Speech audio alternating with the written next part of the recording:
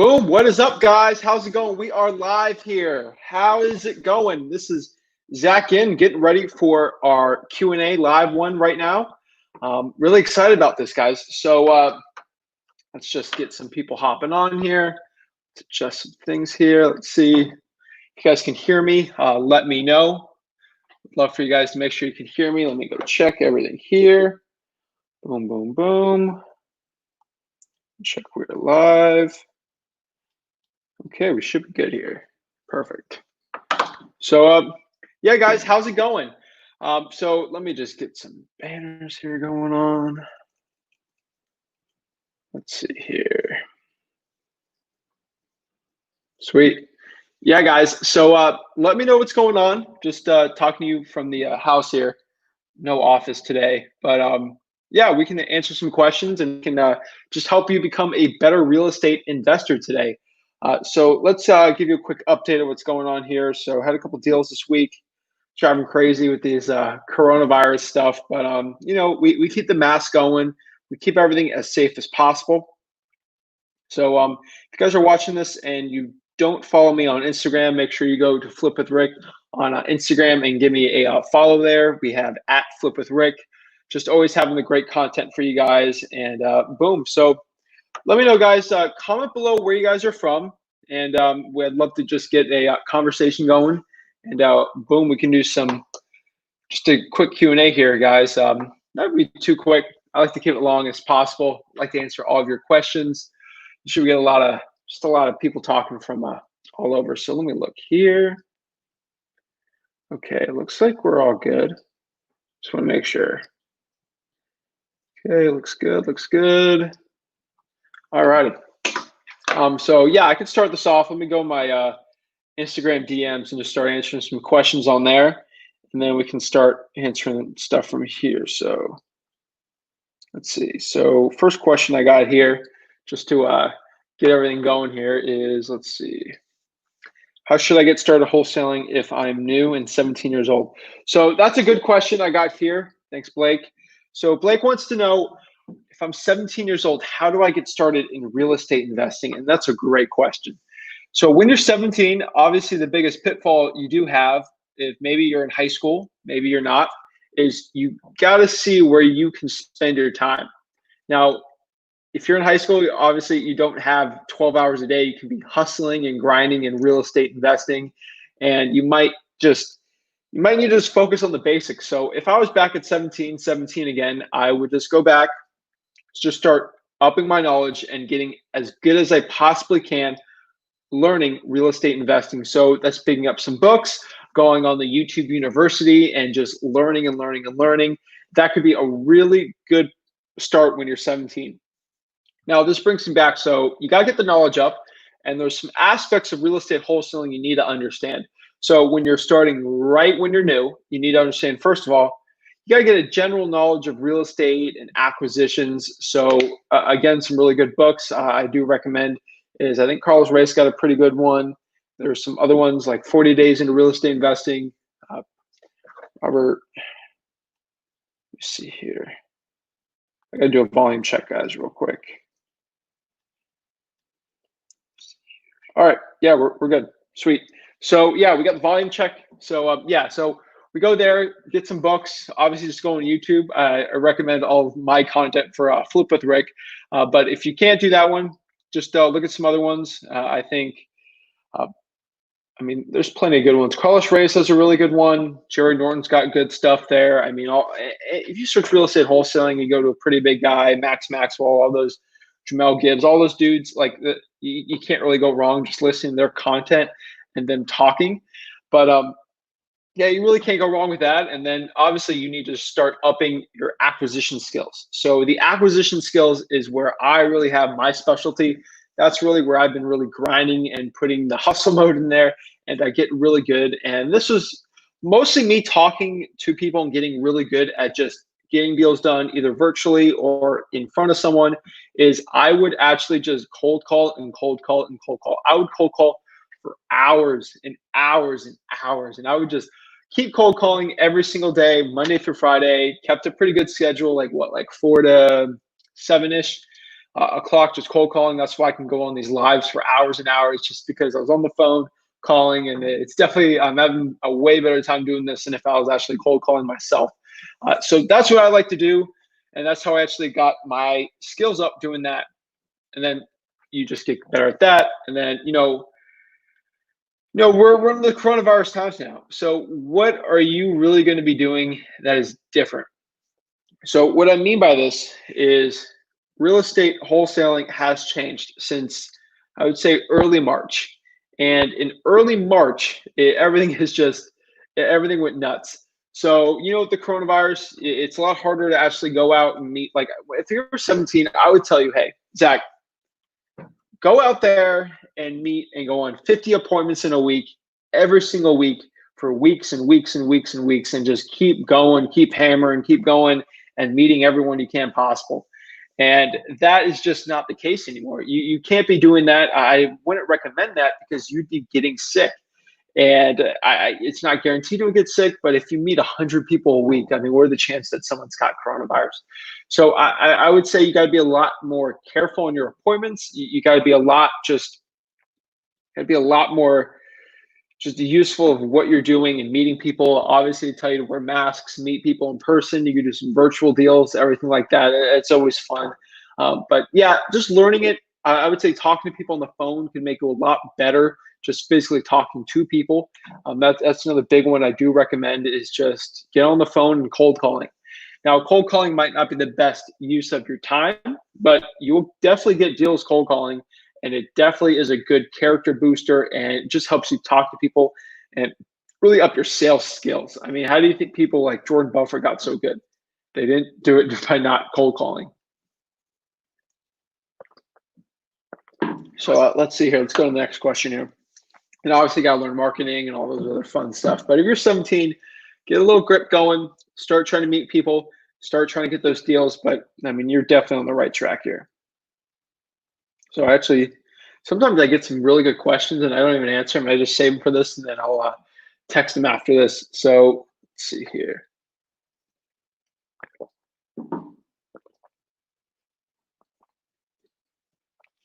Okay, DeMarcus says, hey man, what's going on?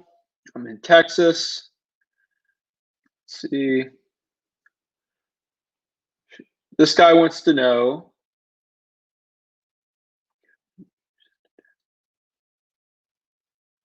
okay, I feel like okay, so the guy wants to know if I should cold call or text a pre-foreclosure.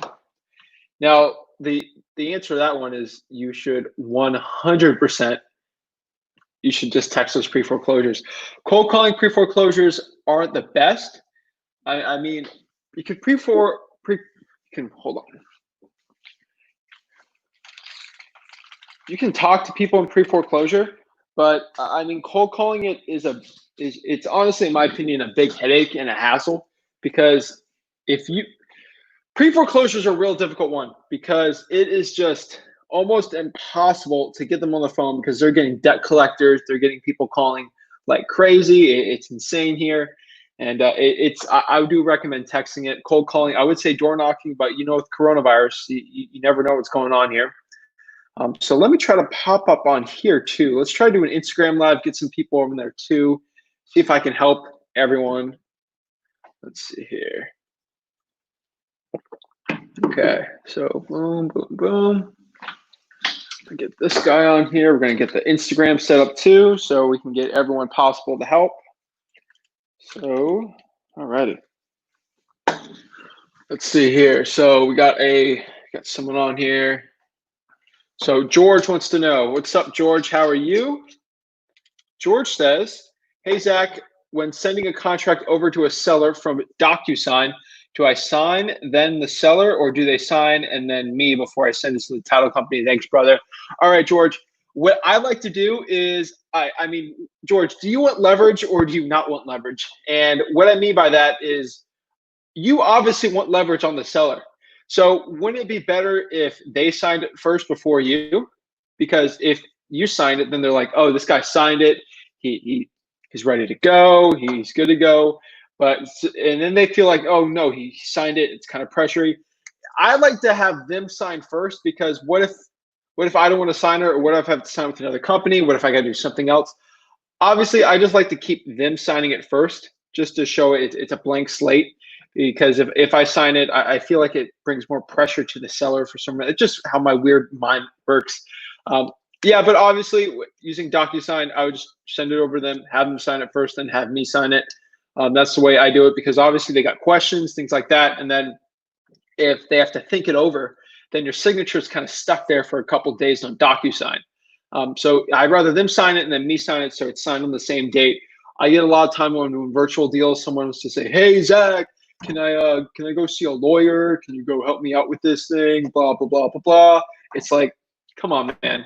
And then you actually go to the title company, and then the seller. Then you signed it date on, like, let's say the 1st, and then they get back with their lawyer and they sign it the 7th, and then it looks all weird, and then there could be issues with, hey, you signed it, but then you signed it. When is the actual date of everything? It's just like, oh, it's a big headache. So I like to just make them sign it, and then I sign it, and then whenever I sign it, that's the actual date of everything.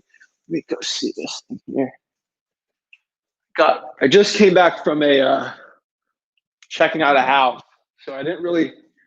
I'm 100% always here, so I just wanted to make sure I got everything here. But I'm trying to set up Instagram too, just trying to help the people out. You know, if I can get in front of as many people as possible and literally help them out, that's all I want, and that's all I could ever want, man. So let's see here. Do it like this. Do it like that. Alrighty, so got that going on here. But all right. And George here says, thanks. No problem, man. I'm always here to help you guys. George, let me know what market you're in. Love to know what's going on in your neck of the woods. In my market, guys, it's heating up, dude. I'm being honest. In my market, things are actually starting to heat up. So it's real exciting times where I am. And I always love to bring the heat and help people out here. So get the setup here. Alrighty, so yeah, so in my market, I'm getting a lot of just like distraught landlords that just don't want to deal with all this junk and the mess with everything, and they feel like they got to deal with this. Let's see, wait, how does this even work, bro? I don't even know how that works. All right, whatever. Let's go here. Next question here is: have you wholesaled a house with sending pictures to the sellers? No showing in person. If you wholesale a house with sending pictures to this. David, can you elaborate that one for me? I'm trying to understand this here. Do you mean wholesale to a house without the name? David, are you talking about to the actual seller, or are you talking about to the buyer? If you can clarify that one for me, David, real quick, I'd appreciate it. Just trying to understand what you mean by that one, because I mean, I've wholesaled houses with actually never being there, and the buyer actually never being there, and it's kind of all virtual. So I guess yes, you can, but I mean, I'm just trying to understand what you mean by that one, David. Let's see here. Have you wholesaled a house with sending pictures to the sellers? Yeah, I've wholesaled houses, especially in probate. That happens a lot, is where the actual sellers don't live in state, and they actually want proof that the house is actually in such a bad, distraught condition. And I say, okay, here you go. And they freak out, and they're like, okay, I understand why you're at that price, and it works out pretty well. But that's how I actually do it. But if you're talking about a cash buyer, it's a little different, because my cash buyers are they're physically in the location. They're going to flip it, so they actually like to actually go in there and look. But that's really how it works with them. And then just put here Q&A. So we're getting our Instagram buddies on here too. Just trying to get everyone possible to help. So let's see if that one works.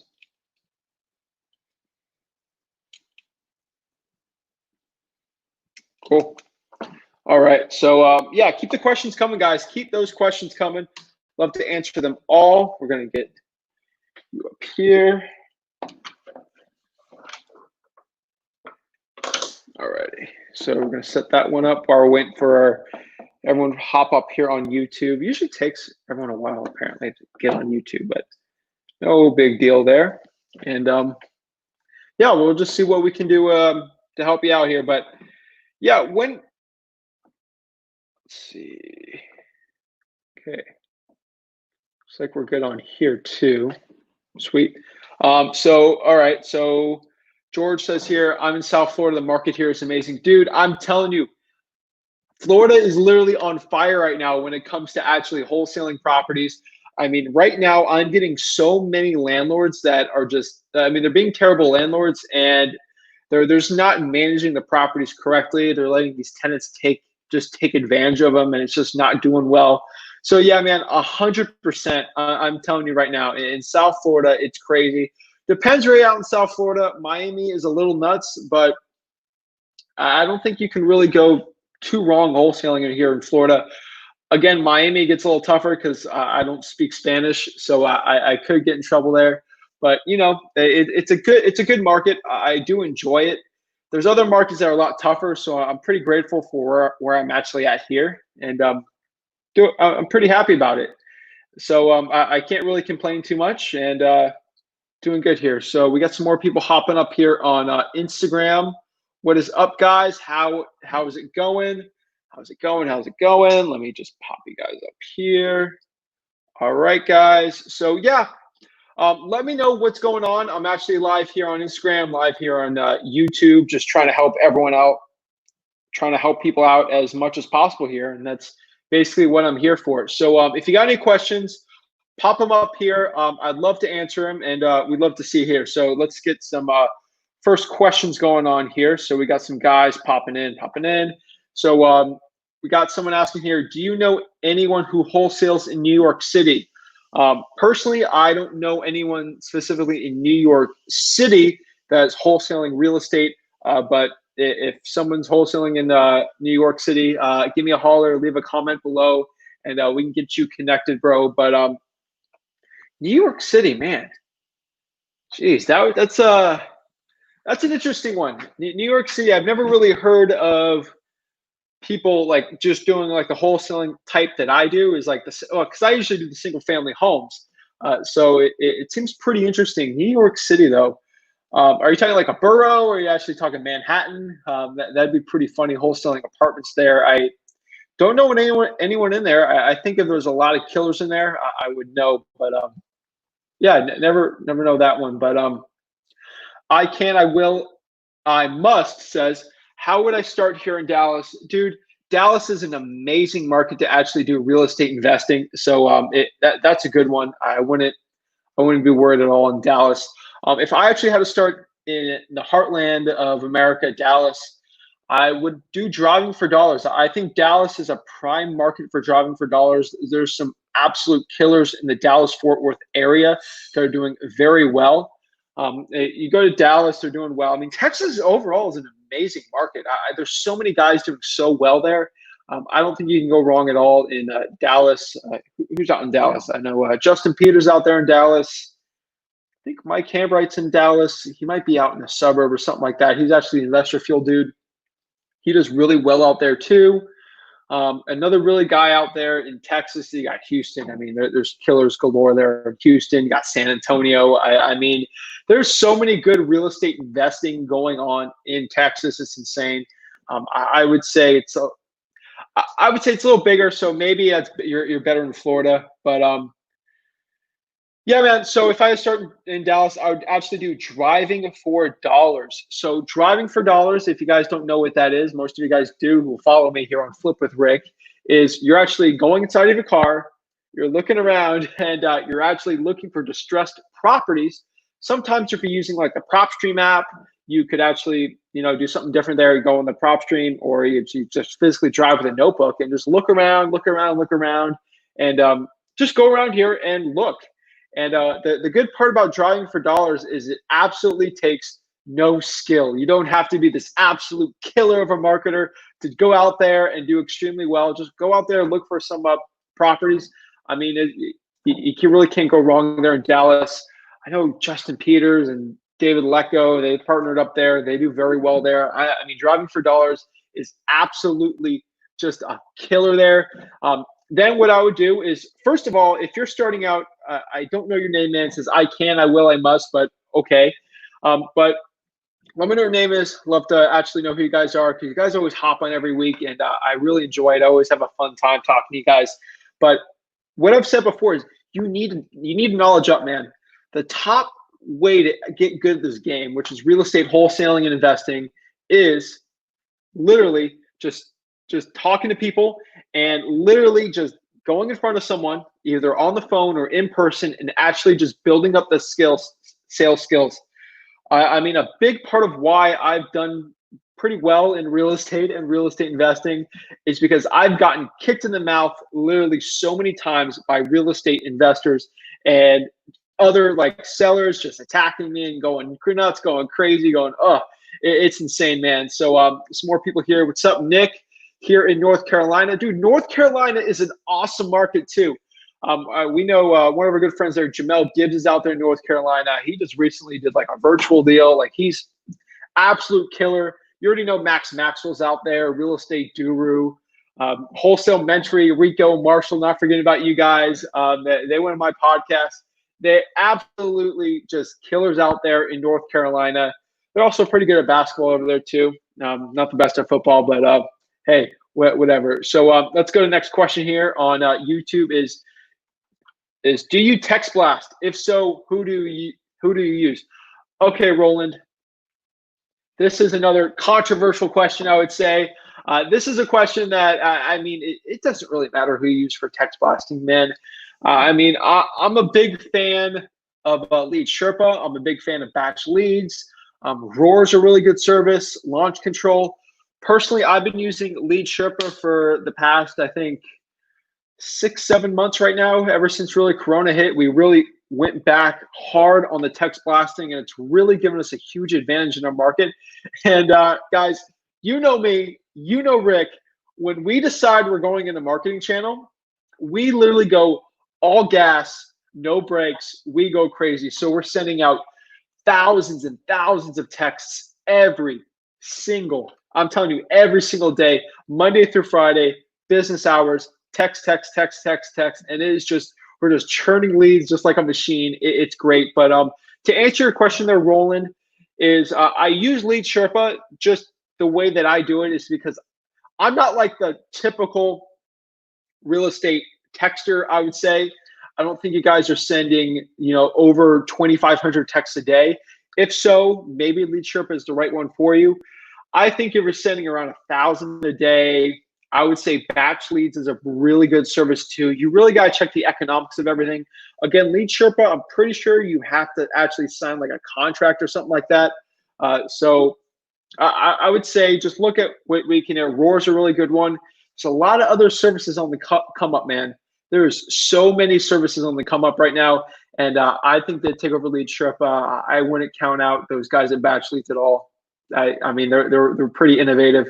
Shout out to Jesse Burrell, who just got a Lambo. So obviously they're doing something right if people are actually trusting him, spending their marketing dollars with him. The dude's got a Lambo, which is awesome. Let's Scott, man, what's up, bro? Oh, your name's Scott. Sweet. Can you mentor me? Guys, what do you think we're doing now? This is like a coaching call, Q&A. I'm trying to give you some free value, some free mentorship just to help you guys out as much as possible, guys. If I can literally make you a better real estate investor before you came on here, you watch me talk, you hear my stupid face talk, and you come out with some knowledge, some value, you got a question answered that's burning, that actually helped you out, and you actually got value from this. That's all I really need, man. We got some mentorship too. I mean, we got a university, we got things like that, but you said you're pretty new, man. I get a grip on everything. Really just understand the market that you're in. I think Driving for Dollars is a really good tool. We got a lot of good videos. Just start learning. Maybe you can go to PPS, buy a PPS product, do some university, but I mean, there's no rush on anything, man. Another question I got here is, yeah, guys, anyone on the YouTube also, guys, we want, my buddy here, he wants to know if anyone's in New York City wholesaling. So if you're in New York City wholesaling, let me know, guys. So yeah, so yeah, to answer that question, we got someone else here. Focus Realty Group, New Jersey. New Jersey, different than New York City. New Jersey is actually a pretty good market. And there's some really good guys out there.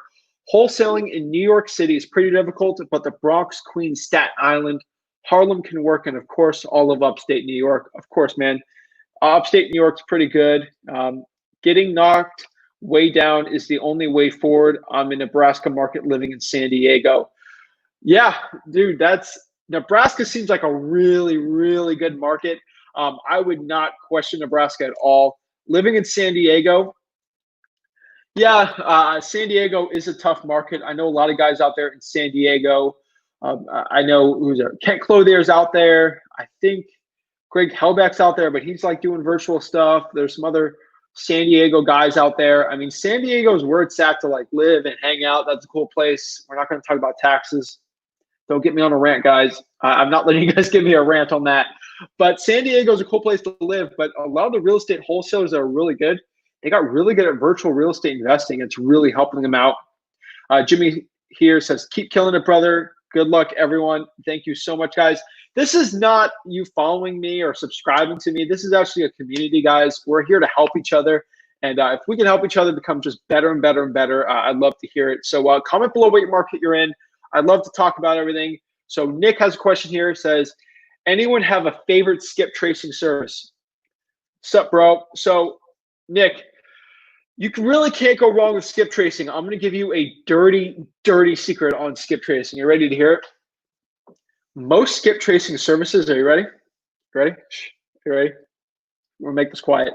Every skip tracing service that you hear about, they usually use only one of 4 services to get it. It's sort of like when you're pulling credit. Now, everyone that owns a skip tracing service is probably going to call me frantically saying, Zach, shut up, Zach, shut up, don't say anything. But here's the truth. These skip tracing services, they usually use one of the 3 top guys. So let's say when you're pulling data, a lot of the data is used by the top 3. So if you're pulling a credit score, Experian, I don't know what the other 2 are. I know one's Experian. I think I'll look it up for you guys, but there's actually credit services. So there's a million companies that pull your credit. There's actually 3 data services that actually pull it all together. Same thing like skip tracing, guys. So if you can get 3 phone numbers and you can actually possibly get an email, that's pretty sick. I like that. I would say that's pretty cool. But yeah, guys, I mean, favorite skip tracing service I would say right now would be Batch Leads. Batch Leads is my favorite. I have no affiliate code with them. I just think they're a really good service. And I think one of the most important things you should look at with a skip tracing company is look at real estate investors that are really, really successful and that get a lot of deals or do profitable deals that you know, and ask them what skip tracing service they use, just like you're doing right now, Nick. We've used Batch Leads before. We used Lead Sherpa to do it. We've done a million of them. We have actually had ones with I've actually had contracts with IDI to do it before. My opinion, most of it's the same data, so you really can't go wrong. There's some other services out there that are way cheaper, you know, like 6-7 cents, but you only get 1 phone number. When I'm doing text blasting, I want as many phone numbers as possible, especially if I'm doing like a Mojo dialer type service. But to answer your question, overall, favorite skip tracing services, Need to Skip's great. Need to Skip's great. Lead Sherpa is a good one. Batch Leads, you can't go wrong with those 3. Again, no affiliate code with that. I think Yellow Letter HQ has skip tracing too. Check them out. Yellow Letter HQ is a pretty good company.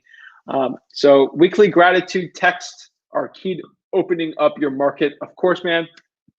Weekly gratitude texts are key to opening up your market. Can you elaborate on that one? I thought you meant weekly gratitude every week. Elaborate there. I guess I'm just getting, I guess I got live stream brain where I can't think of anything. Harvey's out there in Los Angeles. Los Angeles works. Again, it's a crazy market. Hate to be a landlord in Los Angeles, especially with rent controls and the way things are going right now. But LA is a good market. I would say you can make it work out there. It's tough, just like San Diego. You really got to be a grinder. You got to be insane. But Brian says AirPods fry your brain. Okay, my brain's doing pretty well, but That's funny, man. But yeah, I like the AirPods. You know, I don't like to get the thick microphone. I think it kind of gets in the way of the live streams. But Davey says hello. What's up, guys? Thanks, guys, for hopping on here. So Nick has a follow-up question here. Nick says, how do we check the do not call list when we have a list to pull to avoid issues? Now, Nick, I'm going to say this a million times just because I'm crazy. I need some clarification on that. Are you talking about do not call lists for direct mail? Are you talking about cold calling, text blasting, RVMs? Let me know what you mean by that. So I'm assuming, let's assume just for once, we're going to do texting. So to be on the do not call list, making sure you have that on texting, what I do recommend is you use a good service like Batch Leads or Lead Sherpa.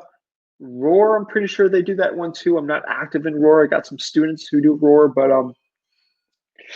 I would say for now, we're just talking about text blasting. So text blasting, they actually pull it on the do not call DNC service registry of the national one, and then services like Lead Sherpa actually have like all the people actually make a do not call list. So if it's a DNC, they put them on the national registry. But most services do that. RVMs, again, most services actually do that. They do the DNC, the do not call on that one. But yeah, I'd recommend that one. What's up, Alonzo? Alonzo pops up in here. Bro, let me know if you got your shirt, man. I think we sent you a shirt because we had a little contest thing going on. Let me know if you got your real estate investing Flip with Rick shirt. Let me know. But yeah, so how do we check? Okay, we did that one. So Lou has another question here. Lou says, weekly gratitude texts are key to farming the market. Yeah, I would say that too. Again, what is a weekly gratitude text? Let me look this up here. Bro, I don't even know what that is. Just because I think these to text. Oh, yeah. Okay, I get it.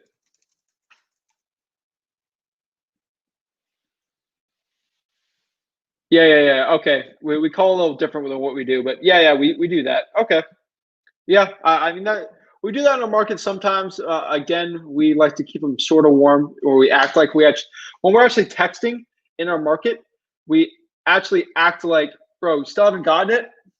All right, DM me after this. Let me talk to you.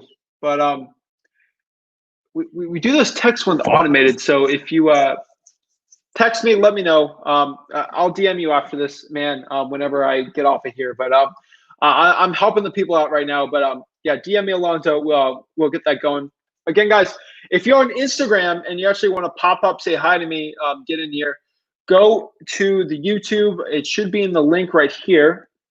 Let me pop up the link for you guys just when you get everything going here. Let me pop this up here. Let's see. We pop up, and we're actually going to put a thing on here. Let's see. Guests can see. Yes. Cool. Let's see. Do I have one here? All right. Yeah. So I'm actually putting a link here on the YouTube. So if you actually want to hop on, like say hi, and really get all of your questions answered if you want, I'd be more than happy to do that for you guys. So it's right here. I'm going to paste it on here. So yeah, man, if you guys want to come on, just hop on the stream right here and do it. That is actually the link to do it. But yeah, pretty cool one. Check that one out if you want. But we're still going to be answering these questions like crazy. So Davey says, hello, what's up, bro? What's up, guys? Any questions? Please ask me away. I'm here to help. I'm not getting off these lives until everyone gets their questions answered. I don't care if you literally just rapid fire 20 of them. They're getting done. I'm helping you. That is what I'm here to do. So Roland, what's up, bro? He says, I only asked because I use batch leads. I've created 20 text templates already, but some keywords are blocked and it's super tedious to create 10 more. I'm just having a hard time. Okay, man. I would 100% agree with you, man. The way things are working now is AT&T is going nuts. They are just blocking keywords. They're going crazy. Talk to Jesse, email him in support. He's usually on top of the keywords that are getting blocked. I know for a fact that you can't use coronavirus. You can't use Corona. I would say Rona is going to be blocked too. RONA. Rona. That one's getting blocked too. Let's see. I think interested or maybe sell. One of those two else is getting ones. We take them all out. You need to get very creative with your text templates, guys. You got to get extremely creative. So the ways that we actually, I mean, I post this on our Instagram stories all the time. We're getting like 30% response rates, deliveries over 90%. It's because every single day I create 2 new templates. Think about that for a second. 2 new templates every single day. You do that 7 days a week. That's all you gotta do. 2 new templates. Dude, bro, it's not that difficult, man. It is just, dude, it is not that hard, man. I'm gonna shift you guys over here on Instagram. Let's answer a quick question here. We got someone on here wanting to connect here, which is awesome, bro. I can't wait. We're gonna pop you on here. Let's see here. So let's answer this one question here. Then we'll pop up our guest friend over here, and we'll get this party going, guys. We're here to help, bro. Joe says, "What's up, Joe? What's up, bro? Hi, I'm in Lee County. How many times do you go through a list? You're texting and cold calling." Okay, so it's dependent. Again, I'm actually always I'm always talking to people. I'm always getting my list going. I would say in average, so I do in my local county here in Florida, I actually do 5 counties, which seems like a lot, but here at Flip with Rick, we like to go crazy, bro. But yeah, man. So in Lee County, we are actually, what's up, Lou? What's up? You're gonna hop on in like a couple minutes. Get ready, man. But to answer this question, so through my list, we usually like to rotate it. We make huge lists on like quarterly basis. So we hit different parts of our list every single month. Again, that could be 10,000, 15,000. It depends. But with doing texting and cold calling, what I like to do is maybe one month I'll actually text, and then with another month, so I do a text, and then in the next month that text list gets turned into a cold call, and then the cold call list actually turns into a text. It's basically like a tiered system. So maybe I got 4 huge lists. So if this looks, I don't even know what I'm doing here, but so this is the one market. I'm actually going to text this one, and then market number 2, I'm actually going to cold call that one. Maybe 3, I'll do a direct mail with them, and 4th, maybe hit them with an RVM, but I can't do RVMs in Florida because they are illegal. And so you switch it so that when you text, you have to do cold calling. We like to hit them all like crazy. Usually, we will text, cold call, direct mail. So our list is getting hit every single month because, again, with this coronavirus, sellers are changing rapidly. Things are changing like crazy.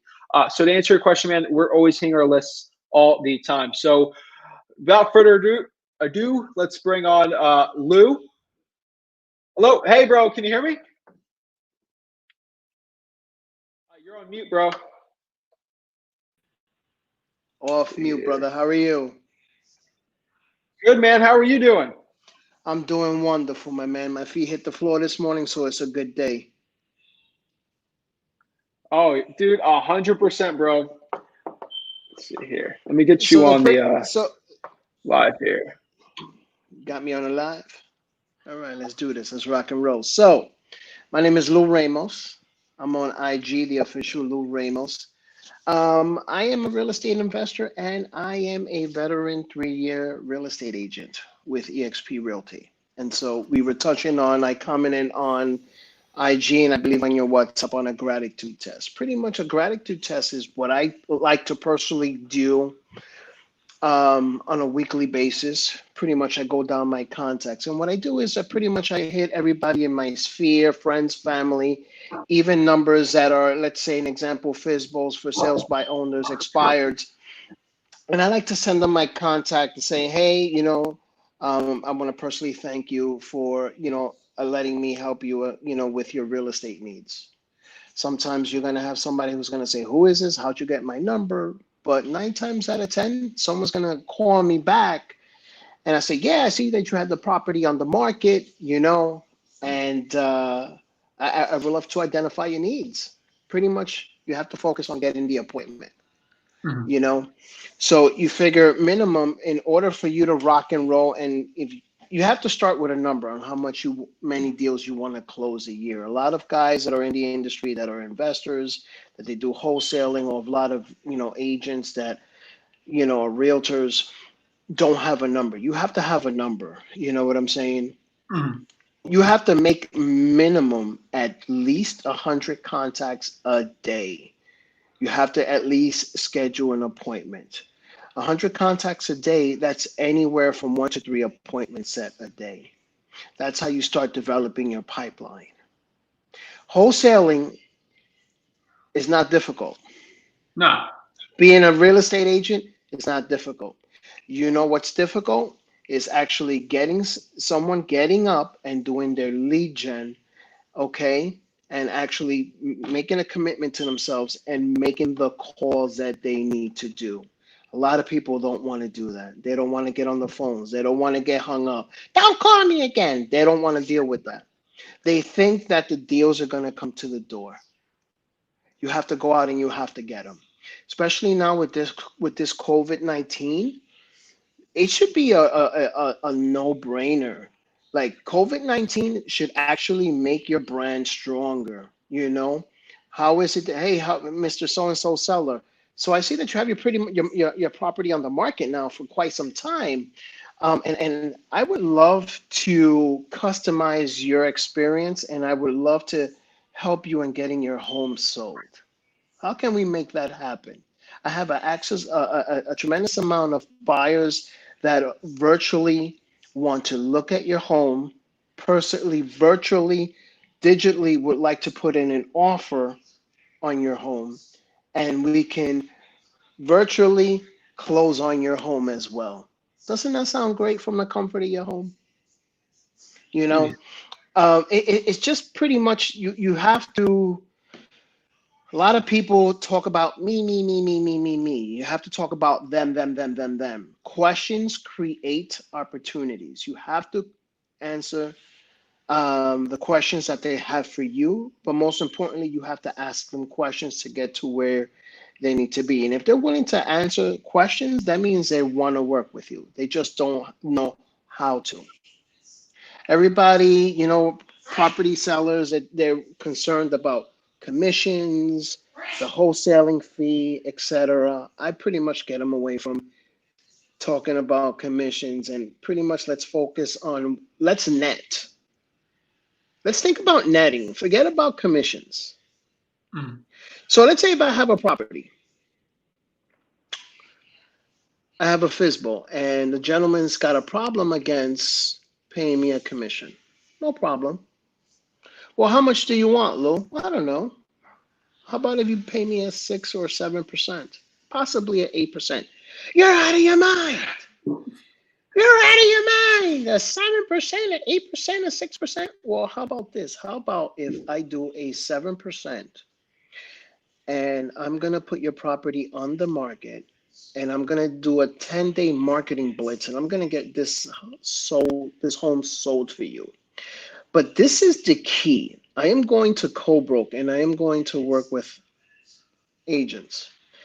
And let's say if you're gonna pay me a 7%, but I'm gonna pay out a 5% to the buyer's agent or the buyer's wholesaling agent, right? Mhm. How are you gonna do that? You're only gonna get a 2 commission? I'll say exactly, because guess what? Guess how much work am I gonna do, Zach, if I'm gonna pay you a 5% commission to getting my listing out? All Are you that. gonna work? Are you gonna haul ass and you're gonna say to anyone, you need to buy this house. You need to buy this house because I'm getting a 2%. You're getting a 5%. So guess what happens now with all these offers that are coming in? What are we looking at now? Highest and what? Highest and best. High, absolutely, all day long. And now when you have 40, 50, 60, 80,000 over asking, am I really bitching about a 2% commission when I have highest and best? It's true. Not at all. It's all how you market it. It's all how you get it done. And now you're looking like a rock star investor, a rock star agent to your client, the seller. So guess what happens now when they need to buy something? Who are they going to go to? They're going to go to you. Or if they have a second home that they want to sell, who are they going to go to? They're going to go to you. And now that individual that you've helped, imagine how many people in their sphere are you going to get referred to? What? That's crazy. It's crazy. At some point, you're going to literally get to the level where you're not even going to have to lead gen anymore, because it's just now you have to start recruiting talent. Mm. Now you're going to have to get your buyer's agents, your seller's agents. You're going to have to get an admin. You're going to have to just do a bunch of stuff where you just can't. And that's the key where you want to get to. You want to get to the key, to the point where now you're going to have to start recruiting talent, training them. Then you're going to reach that level of success. And when the money's coming in, what's the next level of success? Showing others how to be successful.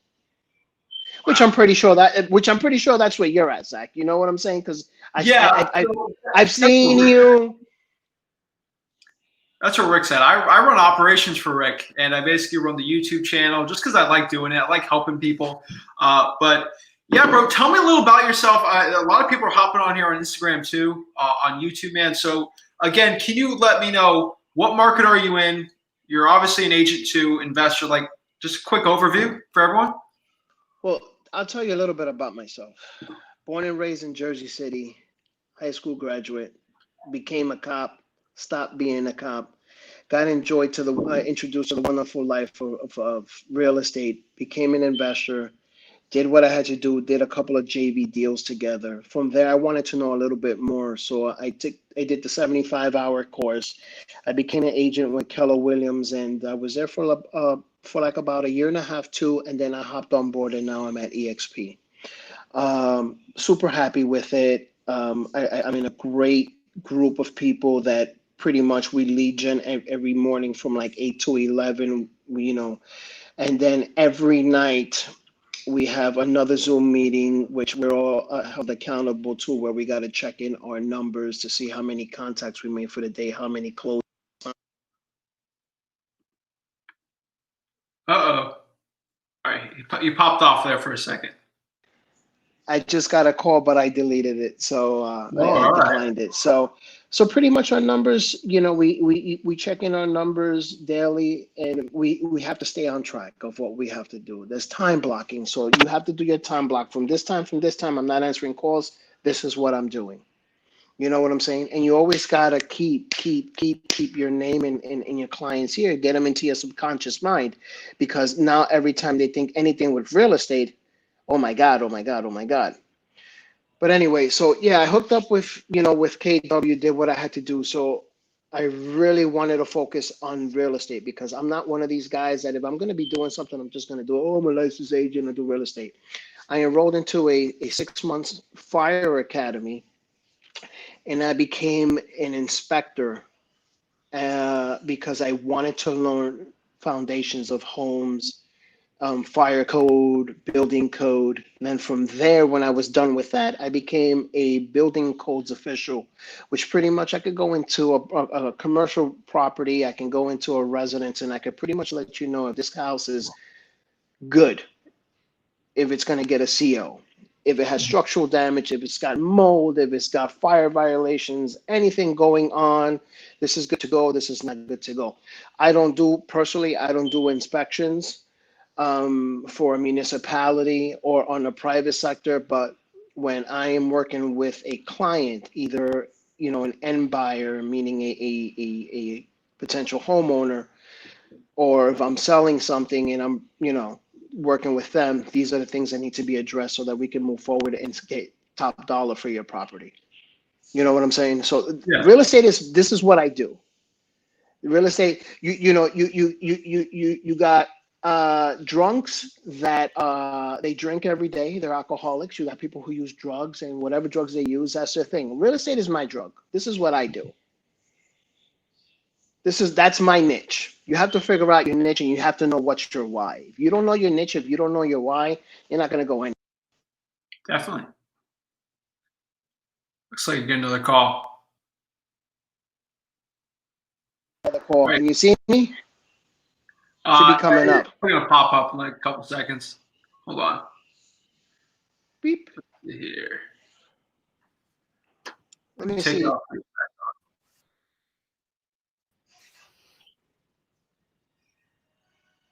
All right, we're trying to pop them on real quick. Again, guys, if you want to pop on here, here's the screen link. Are you on? Can you hear me, buddy? I can definitely see you, but can you hear me? I can hear you. I can't see you. Get off of this and then try to go back in on the stream. That's probably what you need to do. Sure. All right, I'm gonna take you off and then just actually. Yeah, take me off and I'll come back in. Okay. All right, cool, man. I'm not kicking him. He's coming back in. Don't worry, guys.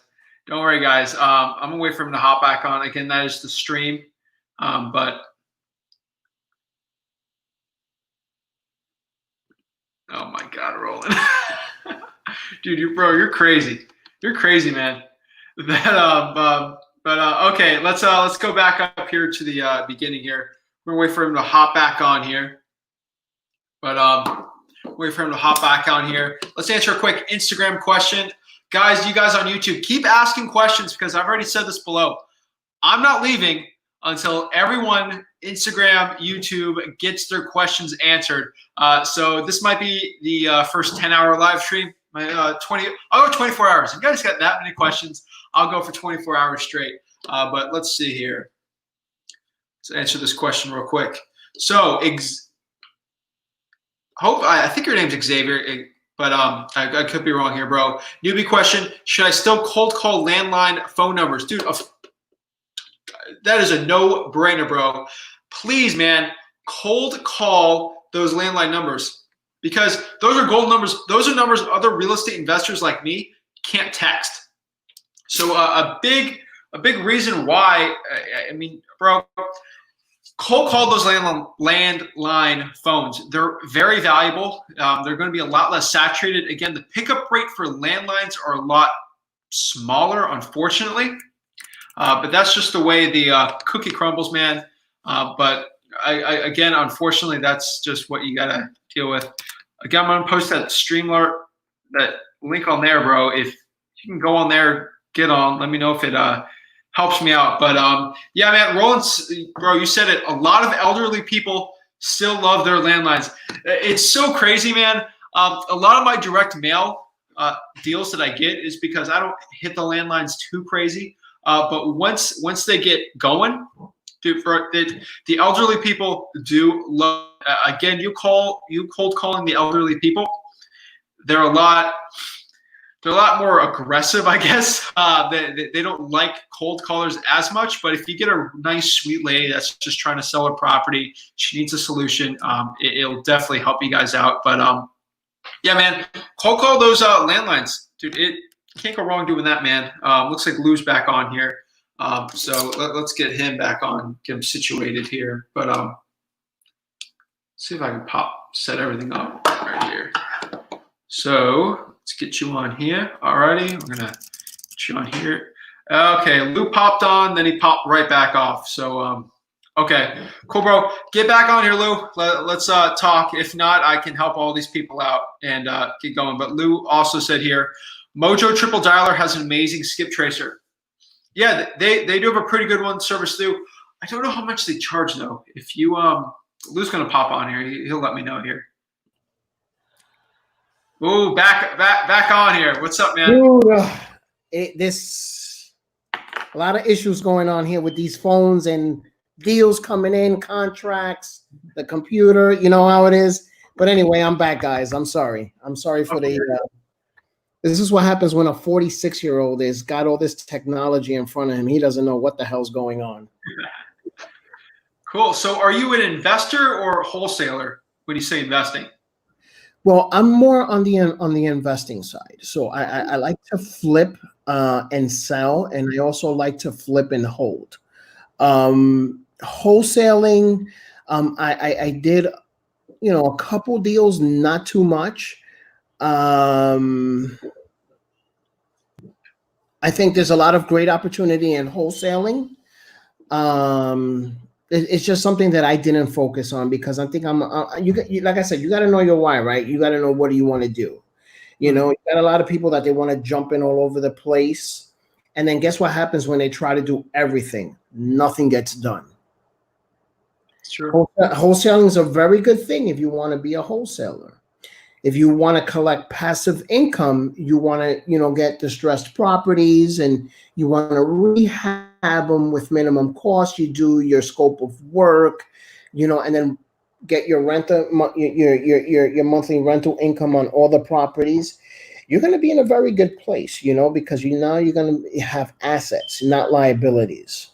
You know, but it's all a numbers game. You have to get the deals at a good price. You have to do your work, you know, because if you get a good deal where your net cap is going to be, let's say, over 6-7%, then you're going to be in you're going to have a nice cushion. So you have to know your numbers. A lot of guys, they lose a lot of money in the industry because they don't know their numbers. Wholesaling is a very, very good vehicle to get you where your long-term goals are going to be. And it's a great thing. You know, you just have to master one before jumping onto something else. Does that make sense to you, Zach? That makes sense. I would agree with that. I think wholesaling is the only thing I've ever known that you can just throw $5 grand into something and then get 150 grand back. That's safe and legal. But that's the only thing I know in real estate that you can do that with. I'm really into that. I mean, when it comes to long-term wealth, I'm not the biggest guys on rentals. I've been grilled before on this, but I've said before, if I had 100 grand to put into rentals, why wouldn't I just put that into 10 subject twos and make a 40% ROI versus buying a rental? Again, that's just the way I think. I mean, why make 12% when you can make 50% on them? But do you know Gabe Da Silva at all over there? That name sounds very, very familiar. Yeah, he's a big flipper in New Jersey. He's big there. I think Joe Evangelisti's out there too. 100%. Where you out of? I'm Port St. Lucie, Florida. So Treasure Coast. Got it. Florida. A lot of crazy people. A lot of old people too. It's fun. I love it. Thousands of miles away, but you know, in this industry, we're like all in the same, you know, the same inner circle. Does that make sense? Of course we are. Right. And just being a real estate investor is such a far and few between. There's a lot of real estate investors, but there's not a lot of real estate investors that actually make money. That's the way I sort of see it. Just like Shopify, guys doing Amazon, it's just like only 10% are going to last in 5 years. And you have a lot of individuals that they call themselves investors, but you know, not putting in the work is not going to get you to that investor status. You know what I'm saying? You have to push, you have to grind, you got to get your name out there. You have to. The hardest thing about being a real estate agent, being a wholesaler, being a real estate investor, you have to dive in, and you have to dive in hard, and you have to work on your branding, and you got to network yourself, and you got to meet people. You have to do that for hard every 7 days a week for like about an entire year before someone even starts to remember your name. You know what I'm saying? You got to get your name out. No, I remember everything. That's my problem. So that makes me good really sales. So if I got an old lady call me from like a couple of months ago, I remember the whole that conversation, which helps me a lot. But yeah, I love connecting with everyone. The more and more I talk to people, the more wisdom. It's just like downloading information. Like if I can take what you know, I can take the problems that you've had in your whole 10 years of real. That's why I got the podcast. Like if I could talk to Gabe Da Silva, I had something like a live thing like this. He told me everything that he did wrong in flipping in New Jersey. And he told me everything that went right. And now I know this. I download that in my brain. So now I know when I go and flip properties, I know what an issue can be, like the permitting, how to get the right contractors. Just talking to people like that every single week just makes you like 0.01% better. But overall, it just compound interest over time to get better and better and better. That's why all my audience here, they can hear me drown and drone and drone and drone. But I say one little thing that just changes the way they think, or changes like a little thing that they know. Maybe they don't know what roof types are. They know what a hip roof is. That I tell them what hip and gable roofs are, and just changes everything. Just 1% better. They get better and better and better, and it's the way you should do it. Just like weightlifting. Absolutely. Zach, how old are you? I'm 20. You're 20 years old. So imagine with the knowledge that you have now, like at 20 years old, when you get up to like, let's say my age, I'm 46, dude, you're going to be like on a whole ridiculous level. You know what I'm saying? Oh yeah. Like, and the good thing about being like where you are right now, and there's a lot of young individuals that are entrepreneurs and they're doing real estate, or if not, they're doing another venture. Like they literally need to hang out and be coachable and hang out with the veterans, because veterans they're at the level where, like I said, where they're going to teach others how to be successful. So you're pretty much, they're going to tell you, this is what I did. This is where I screwed up. This is what I did to change up. And now it's been working for me ever since. It's all about everything in any industry is all about systems. You have to learn the system, right? Then from there, once you master that system, you tweak it to how it's going to work for you. And you're going to have an amazing brand, man. Yeah. Sky's the limit. Yeah. I mean, I got no ulterior motives on here. I mean, everyone knows that we do have a university, we do mentorship, but honestly, every single person listening to this, they know that I'm literally here just to help them become better.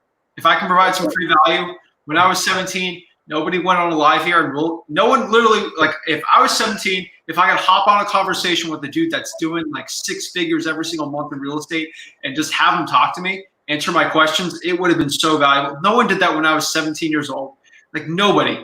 And I thought, hey, what if I do that? That's sort of what I'm doing now.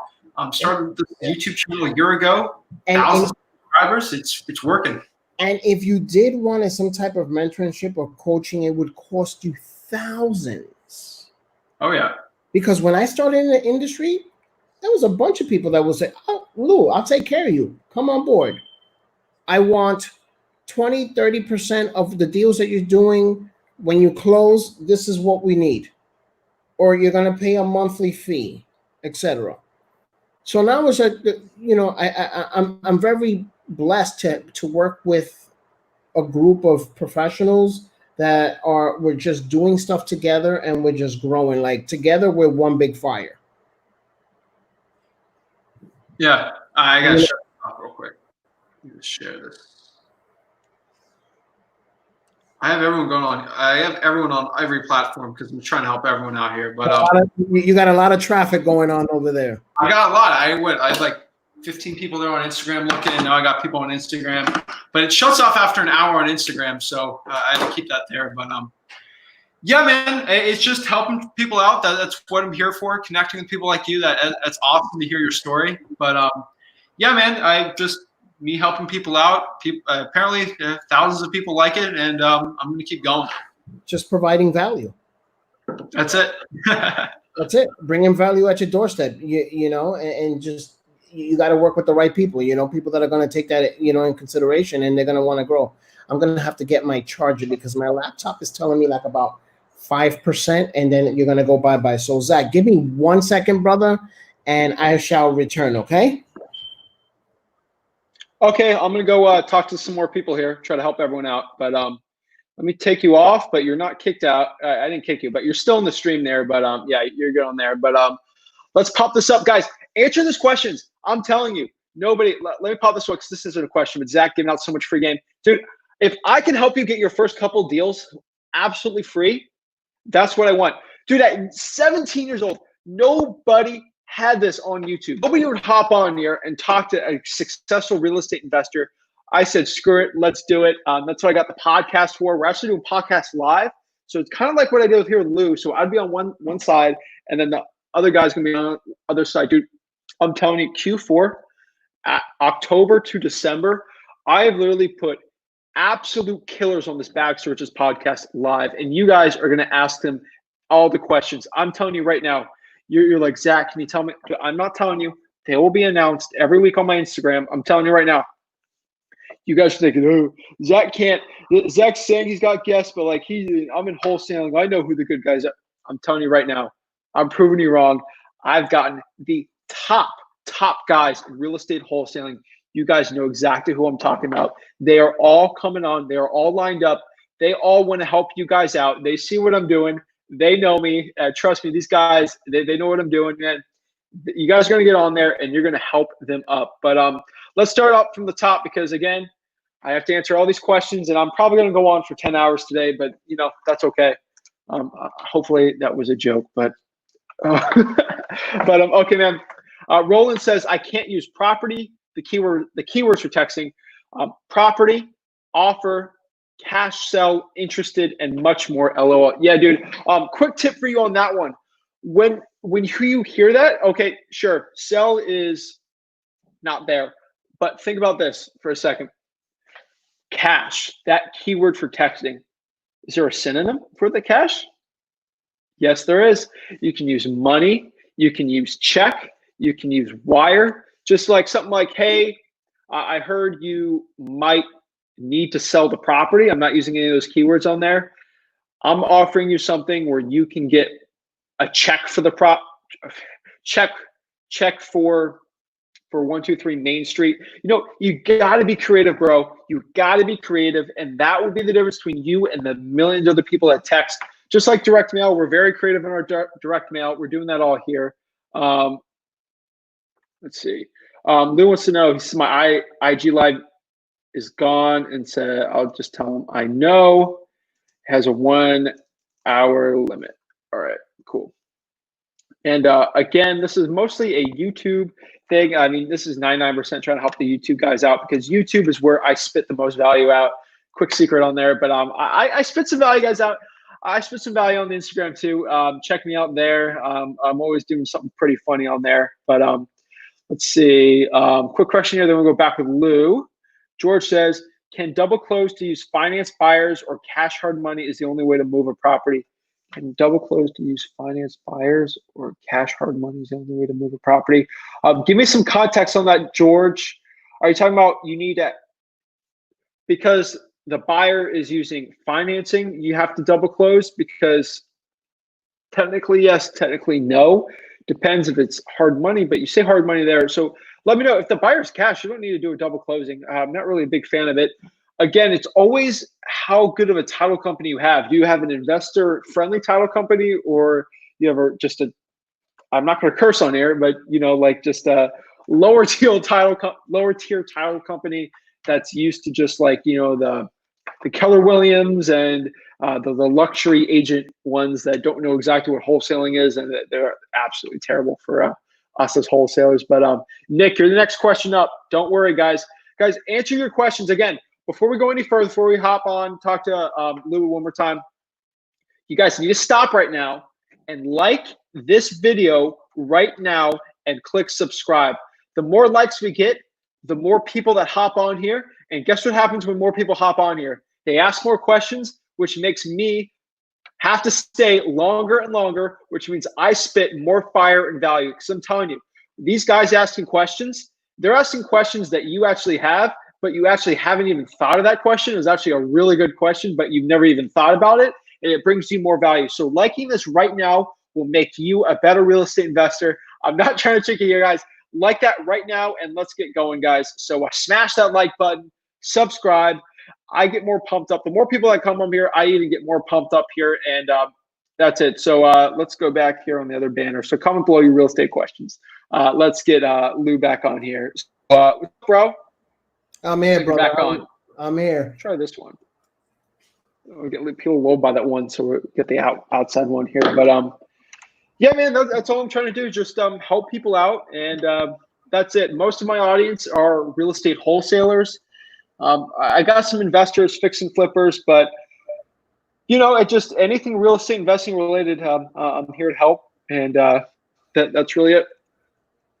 Well, I'm certainly interested in staying connected with you, kiddo. So I think that we can put some stuff together, you know, a meeting of the minds, and work on something where we can just provide more value for the audience, you know, for coming up real estate investors, for buyers and sellers. Mhm. I'm popping up your Instagram here. Jeez, you got a lot of followers. I try. Jeez. I'm almost at 4,000. I started it like what 4 months ago, but 5,844 posts. Oh my gosh, I need to get on your level.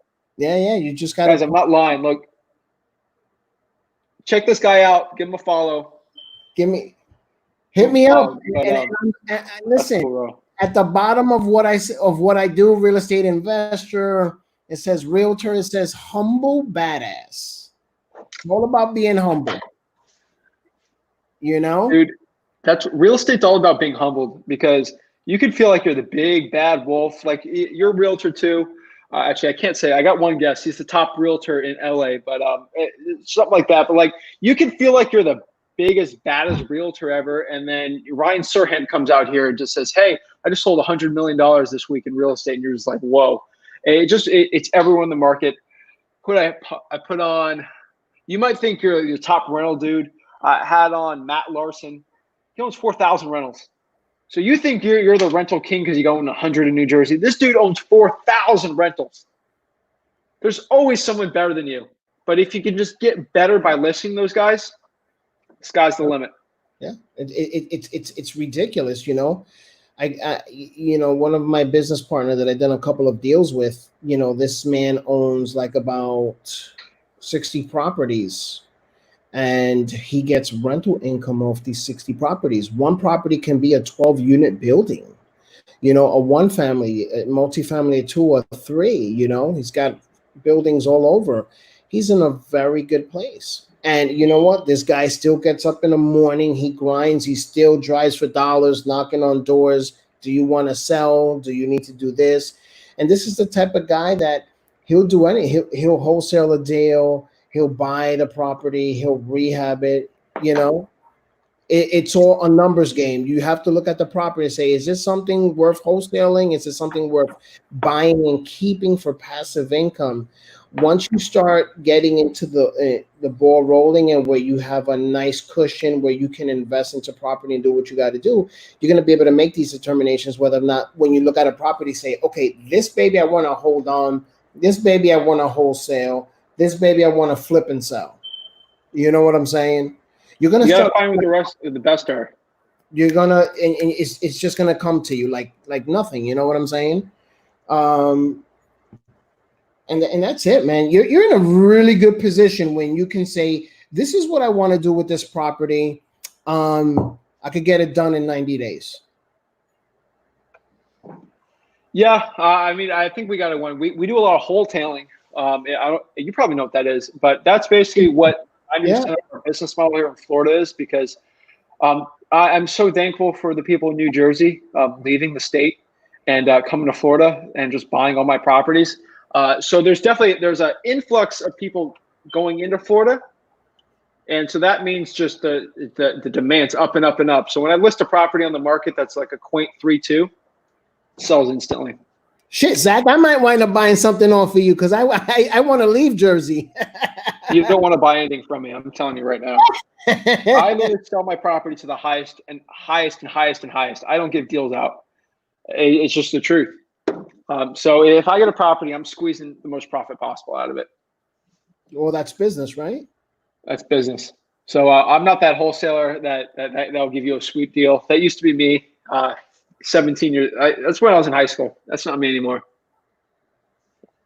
But yeah, just trying to help everyone out. And as you get older, the numbers are going to change. They're going to keep changing. You know what I'm saying? Oh yeah. Because you're going to be at that. Your portfolio is going to like expand of stuff to where you're going to be able to do things on a larger scale. Larger scale requires, more money, and that's a good thing. And there's no one that can say that better than Grant Cardone. It's true. 10x, baby. I love Grant Cardone. I actually, my most popular video, I made a viral video about Grant Cardone a couple months ago. I don't think I got contact by him, but I talked about how he kind of like stopped the Cardone Capital. It got like what 20,000 views in like a week. It was crazy. But yeah, man, I love Grant Cardone. Everyone thinks I bash him in that video. I don't really bash him. I just try to just criticize him correctly. If you with this Cardone Capital, I still do think there's better ways to invest in Cardone Capital, but Grant Cardone as a person is amazing. Killer of a dude. I've seen his office a couple times. His style's a little different. His style's a little different, but the man knows what he's doing. Another good real estate guru that knows his shit. You know, Than Morrow from Fortune Builders. Than Morrow. I love Than. He makes the best buyers. He's insane. My favorite buyers. His students that just came out of a seminar that want to start flipping, I just give them a wholesale deal, and they'll pay a stupid amount for it just so they can flip and make 10 grand. They're my favorite. Yeah. I literally target Than Merrill like seminar people sometimes and from like Facebook, and they buy a lot of my properties. Again, guys, if you guys are listening to this, Than Merrill guys, if they just went to a seminar or whatever, hit them up. They're ready to buy properties for stupid high prices compared to your other cash buyers and slumlords. Well, here's the thing, and this is not just because, you know, Than Morrow's when someone finishes their Fortune Builders Mastery program, it's pretty much when I used to be a cop. So guess what happens when I came out of a police academy, right? And I was a rookie on the street. I wanted to get my feet wet, and I wanted to get my first arrest. Just like a fireman, when he comes out of the fire academy, he wants to get his first fire, put one out. Same thing when you're done with a coaching program. You just want to get your feet. You want to just dive into that deal. I want to do my first baby. I want to do my first baby. You know, because that's typically where you want to be at. You want to get a deal done. And once you start getting that deal done, it comes to start. Then the next couple of months, you get another deal. Then after that, be like, I need to do a deal a month. I need to do a couple deals a month. Next thing you know, you're doing like 10, 15, 20 deals a month. So you're like all over the place. You're in a good place, man. You're in a good place. So I definitely agree with you, Zach, on go to these Than Morrow events, you know, for these wholesalers. Go and just meet people in the parking lot. Give out your business cards. Hey, my name's Lou. I'm a wholesaler. I got access to deals. I see that you're in this Fortune Builders Mastery program. You know, they got like a 3-day event, and just network and market. I guarantee you that by the end of the 3rd day, when everyone's leaving and they sign up for the mastery program, they're going to start calling you and they're going to say, hey, Zach, I just finished this. I'm ready to rock and roll. I'm going to get the financing. Tell me what you got. Give me some deals. Yep. That's cash buyer.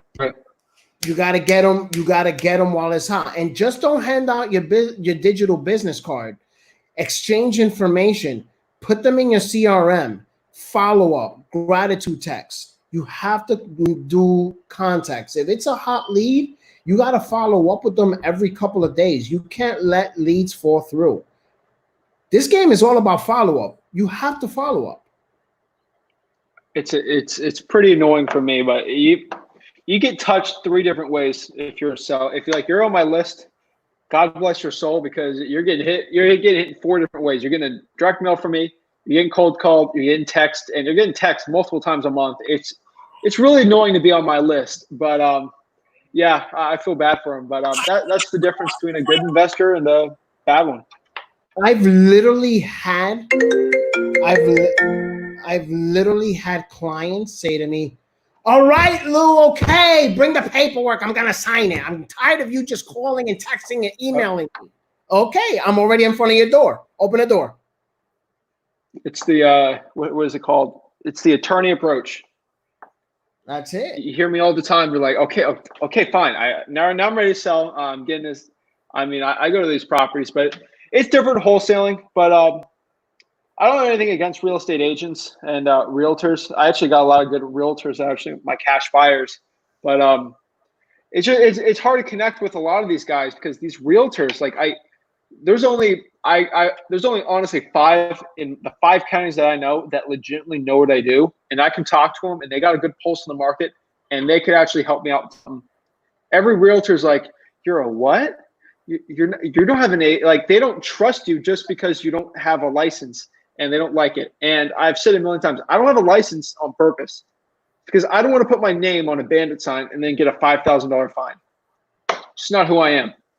But yeah, man, I think we need to connect with agents a lot more. I think I'm working right now. I got the #1 real estate agent coach in the entire country. He's going on the podcast too. I just locked him up too. So guys, I'm literally in the back scenes, like talking to every single guy. I think I've gotten an answer from every real estate guru, every top one except for Than Merrill. He hasn't got back to me, but I'm talking to all of them, guys. Sounds good. Sounds good. Well, listen, Zach, man, it's been a pleasure talking with you. Let's. I'm gonna DM you my contact information, my email, and my cell phone. I'm definitely interested in talking to you. There's a lot that I can learn from you, and I'm interested in that. And I thank you for your time. I gotta run because I'm going to an appointment. So hopefully, that's it. You know what I'm saying? So anyway, have a great one. Pleasure meeting with you, and let's talk, okay? You have a YouTube? I do, but I will say that I haven't been on it. You need to be on it, man. It's the only platform. Like I'm on the gram, I'm on TikTok, I'm on LinkedIn, but I got to start popping my numbers. I got to start, getting my numbers up on YouTube. It's fun, man. I really enjoy it. Just helping people out. It's a drug, just like real estate. Just I've gotten DMs from people like, dude, I just saw your video. I got my first deal. It's like, it's a drug, man. It's great. Awesome, man. Awesome. All right, so at official Lou Ramos, hit him up, man. But thanks so much, man. I really appreciate it. Thank you, brother. God bless. All right. God bless. Keep rocking and rolling. Keep touching lives. Boom. All right. So boom, he is off. So that means we got more time to answer questions. And oh my gosh, we got a lot of questions. So this is going to be a sick live today, but I'm keeping up. So let me go to my last question here. I said Nick, he is on here. So boom, we got Nick on here. So Nick says, Nick Scruderi. Hopefully I definitely butchered that, but just that's how I'm known as the name butcher. So unfortunately, real life money. So I appreciate you answering all the questions, man. I have to be annoying and ask a bunch. Dude, ask them away. Please ask me questions. I love it. The more questions I get, shockingly to you, the more energy I get. So it's better and better and better. Do you think getting a property under contract before seeing it to save time is good to see if motivated? All right, Nick, I'm going to be real with you here. You can't get a good deal. Like, you can't get the best deal possible by not actually physically being in front of the seller. I know with this coronavirus and all these times now, it's real sexy seeing those guys doing everything virtually. It's real cool. It's awesome. But just to be honest, physically being in front of someone, this might be just because I'm like an old man, I feel like, but I'm 20. But getting in front of someone, you can build a connection and rapport that it's impossible to do in front of someone virtually. You just can't do it. What is it? Tony Robbins said, I think 80% of communication is nonverbal, and there's no words you can say that can change it. I definitely didn't say that the right way, but you get the point. So if communication and rapport, 80% of it is built without words, how much of that body language and things can you do over virtual? I mean, trust me, I'm a young dude. I love technology. I've gotten sick virtual real estate, like wholesale deals, but I could have gotten better ones if I did it in person. So again, to save time, depending how far someone else is in, Nick, let me know what market you're in. Let me tell you if there's any good killers out there near you that you can get connected with, and just maybe to help you out. But again, I would say it's always worth the time going out there, wear 2 masks, and stay safe. That's what I recommend to save time. It's cool, but would you rather save time if you're losing $5 grand? It's just the way you got to think about it. Harlem World King, what's up, bro? Flip with Rick, you seem cool, calm spirit. I am cool and calm all the time. I get a little hyped up when talking to people and just helping them out here. But yeah, I guess I'm naturally more of an introvert, I would say. I'm very analytical when it comes to things, talking to deals. But overall, dude, I guess I'm a calm spirit. I mean, I guess that's pretty cool. Roland says, oh yeah, I already talked to him about that. Dude, that's how far we are. I got so many questions, guys. Keep the questions going, please. All right. So REI Misfits again, dude. That is such a sick logo. You need to design my next Flip with Rick logo. Zach gave out so much free game. That's all I'm here for, man. Roland says, I have a few zombie properties where the mailing address is. A few zombie where their mailing address is the same as. Move this real quick. Okay, is the same as the property subject property, but it's clearly vacant. Okay, so it's difficult tracking them down. I've tried Facebook as well. Any tips? Okay, so I definitely get you when it comes to that. So if the property is vacant and the mailing and the subject address is basically dead, either there could be a couple things going on there. Usually it's most of the time when I have to deal with that, I deal with probates. So make sure the properties are going through probate, because let's say, God forbid, someone's in a property, you know, they live in it, it's their residence, so the mailing address is there, and then the subject properties, right? And unfortunately, they pass on. And that means that if you go on the property appraisers, nothing changed. The only thing that would change is when the property changes hands, and that's the only thing that happens. So maybe it's a probate that's not going through. You said you have a few of them. Again, the only thing I could tell you is just, I mean, if it's a zombie, that means no one's really at the I mean, obviously leave a sticky note there. If there's cars there, put a sticky note on the windshield. But I mean, get these little sticky notes here and just write something. And this is when you're even door knocking, you just write something. Hey, this is Zach. I'm looking to purchase your property, or I'm here to help you find a solution on getting rid of the property. Give me a call back, put the number there and stick it on there. Usually someone goes by that property at least once, maybe a month, maybe once every 6 months, put it in there, maybe put a plastic bag just in case it rains, and put a rock under there so it's there. And whenever the manager comes, maybe once a year, maybe every 6 months, they got your number. But that's the only thing I can recommend. Is really hard getting those properties. If you have the owner and you know they're not deceased, a tip I can give you here is try to go to True People Search and search their name and try to search that same city, and maybe they're living in a different property. That could help you out. I've done that before. Facebook message sometimes will work. Again, that's the way I do it. And then clearly, I'm assuming you've text blasted. So, and then obviously, if you get a phone number associated with that address and the name, you'd cold call that one and text blast it. But that's the only thing I can recommend there. I mean, you can obviously just do that. But all right, so Zach is blessed, and we'll get more and more blessed. Dude, I am so blessed right now. You guys actually watching this right now don't know how much it means the world to me. You guys are actually watching this, supporting us here at Flip with Rick, and just supporting me, Zach Ginn, and Rick. And it's just, guys, seriously, man, it's really humbling. I mean, in a year, we've had, what, 1,200 subscribers. Next year, I don't even know. Honestly, if I had 50 subscribers after a year, I would be absolutely ecstatic and excited. And it's unbelievable, guys. I do this for fun. Like, this is honestly like not a money thing. Zach, good, great spirit. Thanks so much, man. Roland loves the names REI Misfits, bro. Tiago, what is up, bro? I hope I'm saying that right. Tigo. Hopefully, I think it's Tigo. What's up, bro? Flip with Rick. That's all we're here to do, man. Peace and blessings to all. Peace and blessings to all to you, man. What's up? All right, got some more questions here. These questions pop. George says, can I use buyers using financing by double closing, or when wholesaling cash money or hard money is the only way to go? Okay, let me read that one more time. Can I use buyers using financing?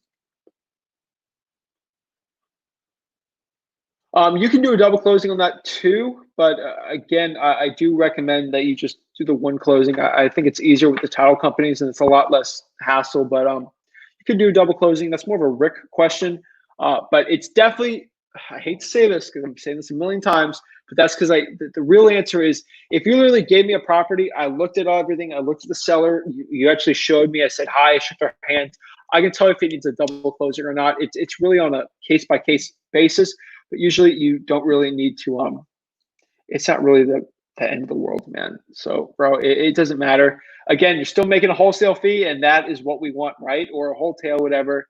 Just shared this on my Facebook. Bro, oh, thank you so much, man. I really appreciate it. Man, just everyone helping out, guys. Hopefully, if I can spread some value or some knowledge with you, hopefully you can help someone out. You know, you get someone in your DMs asking you a question about real estate, just help them out, man. I'm telling you, I'm not going to go into karma and all that stuff, but like if you help someone out, it's legitimately going to help you out even more. So guys, you never know about the connections. Always network with people. I mean, that's what Lou's doing. He's just networking and networking and networking, just getting with people, learning more, and it just makes you a better person. No problem, George. Woo. All right. So again, I put this here. I'm not leaving everyone's questions because it's answered. So keep them going. Let's see if we can make this a 12-hour stream. I honestly wouldn't even care. So Elaine says, hi, Zach. I have PropStream and wonder what you think is the quickest route, I'll say route, to me getting my first deal. What list and what marketing strategy? Again, guys, just a quick tip here. If you want to get PropStream, just go to listrei.com for the best data possible.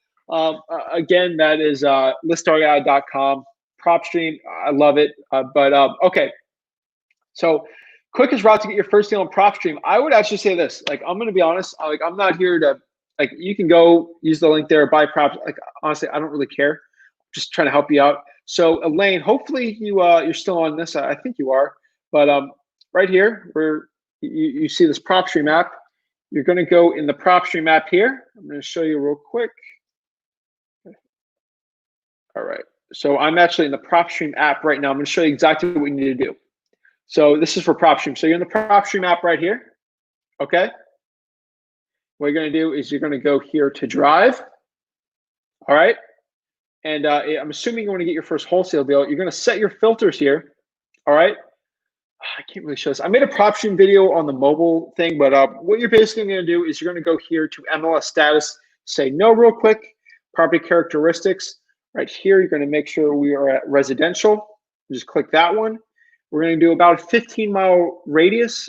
It depends where you're at. Maybe if you're in the suburbs right now and you have a better market somewhere else, you can do that one. I'll just go to any here on occupancy status. And then what I do here is just go on valuation. And then what I do is just put estimated, no, let's go to equity percentage. Make sure it's 60% right here or higher on the equity. Apply that one and start driving. It'll give you a driving for dollars route there. You can drive on all the high equity deals. And if you find someone that is just stressed with high equity, just go around there. Maybe just do driving for dollars with a PropStream. What you do is just drive for dollars there. That is what I would do with PropStream. Drive for dollars on high equity. Pull that list. Go out there, skip trace it, cold call them, door knock, do whatever you can. That's what I would do to get my first deal under PropStream. Again, you're asking for a specific list. So depends, again, if you're cold calling that list. If I'm trying to get my first deal, I would cold call, text. I would literally do anything I can. So some lists you can do to get your first deal. I always recommend a high equity list. If you're going to cold call, do a direct mail campaign, text, just do a standard, maybe 60% plus high equity. Make sure it's within the values that you think that are good deals, that people actually do good deals on.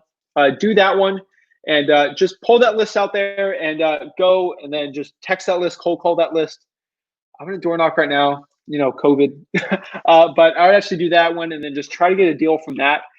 That's what I would recommend. The marketing strategy, I think texting is pretty good right now, and you can also cold call.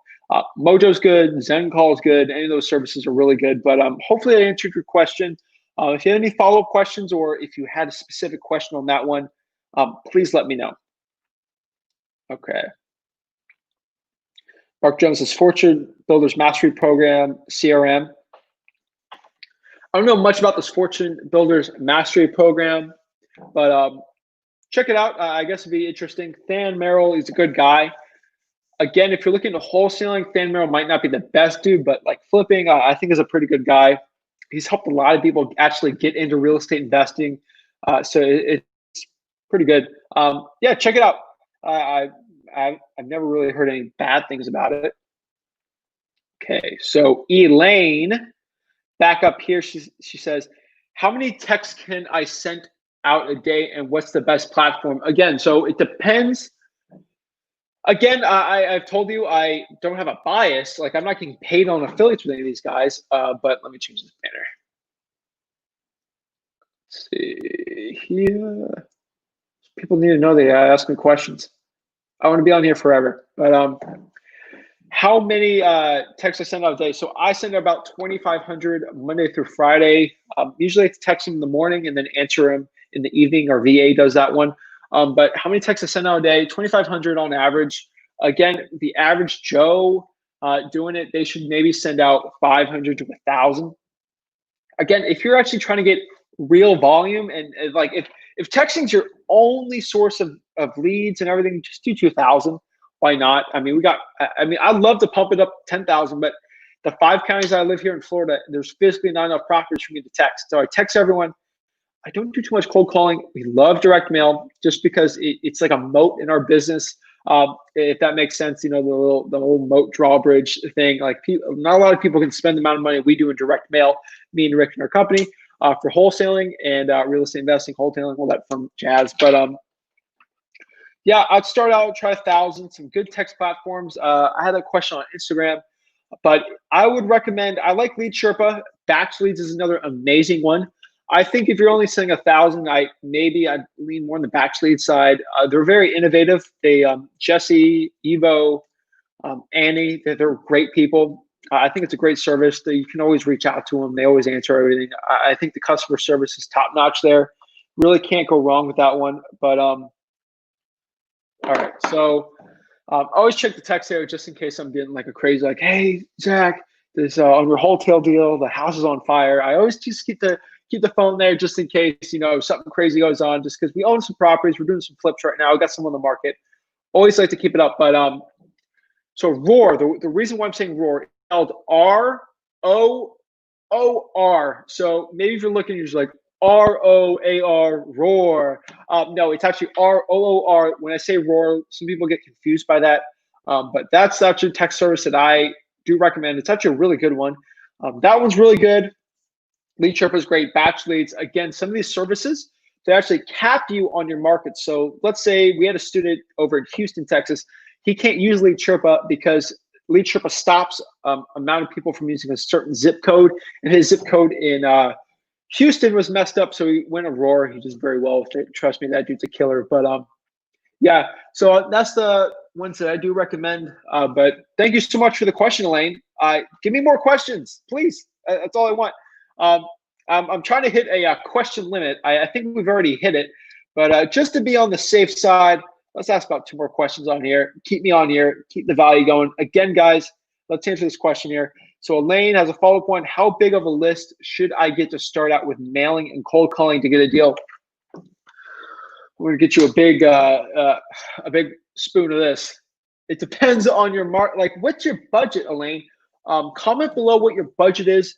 Depends, like if you only have $500 to spend this month, I'm not going to tell you to go out there and do a direct mail campaign. I'm just not.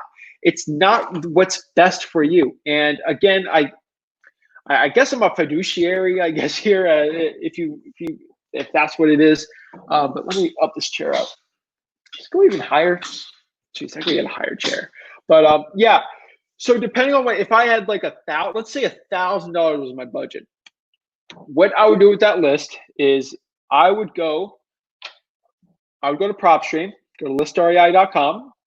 I would pull, I think on a standard plan, it's like 10,000. Okay, so let me tell you a little difference about this, why I'm promoting PropStream. Zach, why I used to be a list source. List source on average for new people, like for me, I tell you a secret, I have a grandfathered in deal with list source. So it's under, let's say it's under 4 cents, which it is.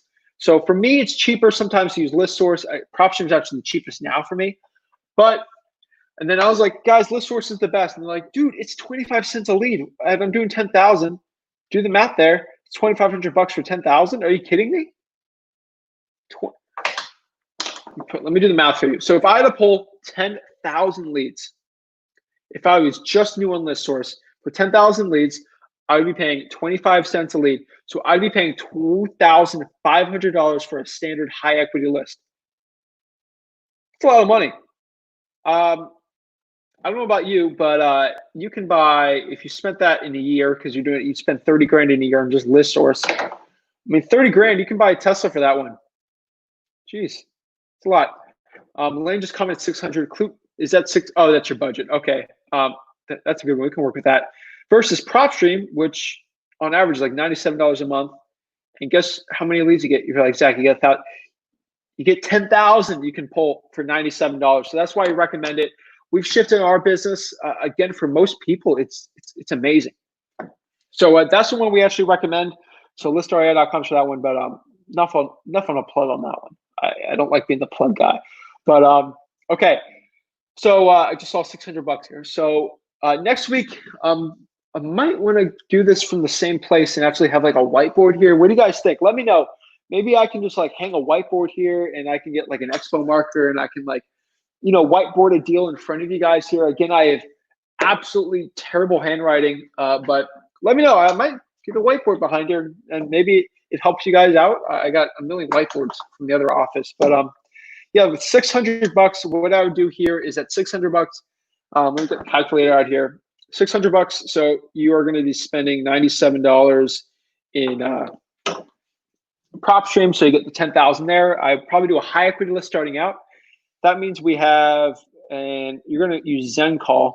So let's say, for example, it's $100 for everything. So that means we've got $400 for Skiptracing, because what we're going to do is cold call. Cold calling will be the most economical option for you with $600 a month in marketing. So $400, let's say for Skiptracing.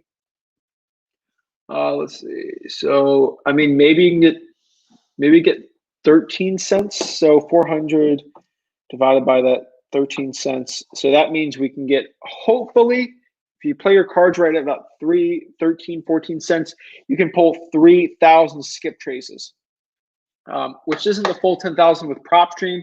But again, it's not really the end of the world, because if you had to spend, again, maybe it's better to use ListSource, but at 3,000 for 25 cents, you'd be paying $750 on ListSource was the 97 on PropStream. So PropStream is a better option for you. So that means we can actually do 3,000. So we pull 3,000 that list. What we're going to do is use ZenCall, Mojo, whatever you want. And what we're going to do is we're actually going to cold call. What you should do is cold call that list of 3,000 every single month. And I'm telling you, if you cold call that list, you're going to get appointments and you will get deals. A quick story for you, Lane. I don't know if you guys all know my story. Started at 17, quit bag boy job, hated it. Started real estate investing, wholesaling by myself. Then Rick helped me out. Went with him, and now I run his operations, and I help you guys out with this too. Flip with Rick, we do mentorship, all that fun jazz. But when I actually went to college, when I was 18, went to college, started cold calling out of my dorm. I would cold call for hours and hours, and it usually would take me I would cold call about 2,000 people before I got a deal, like a virtual deal. If I had a physical, maybe make it 1,500, but I'm not 100% sure on that one, just because, again, this was 2 years ago. The market was a lot less saturated, but pretty good. Did pretty good on that one. So 3,000, you should do very well. Again, if you're cold calling, you need to get a little script going. Again, you don't need to have a complicated script. If you want to actually cold call, what you would do here is you would go to flipwithrick.com/cold call. Again, I'm giving you a free script. Like, I'm giving you the secrets. Like, I'm giving you everything. So go to flipwithrick.com. Let me pop this up in here for you. Flipwithrick.com/cold call.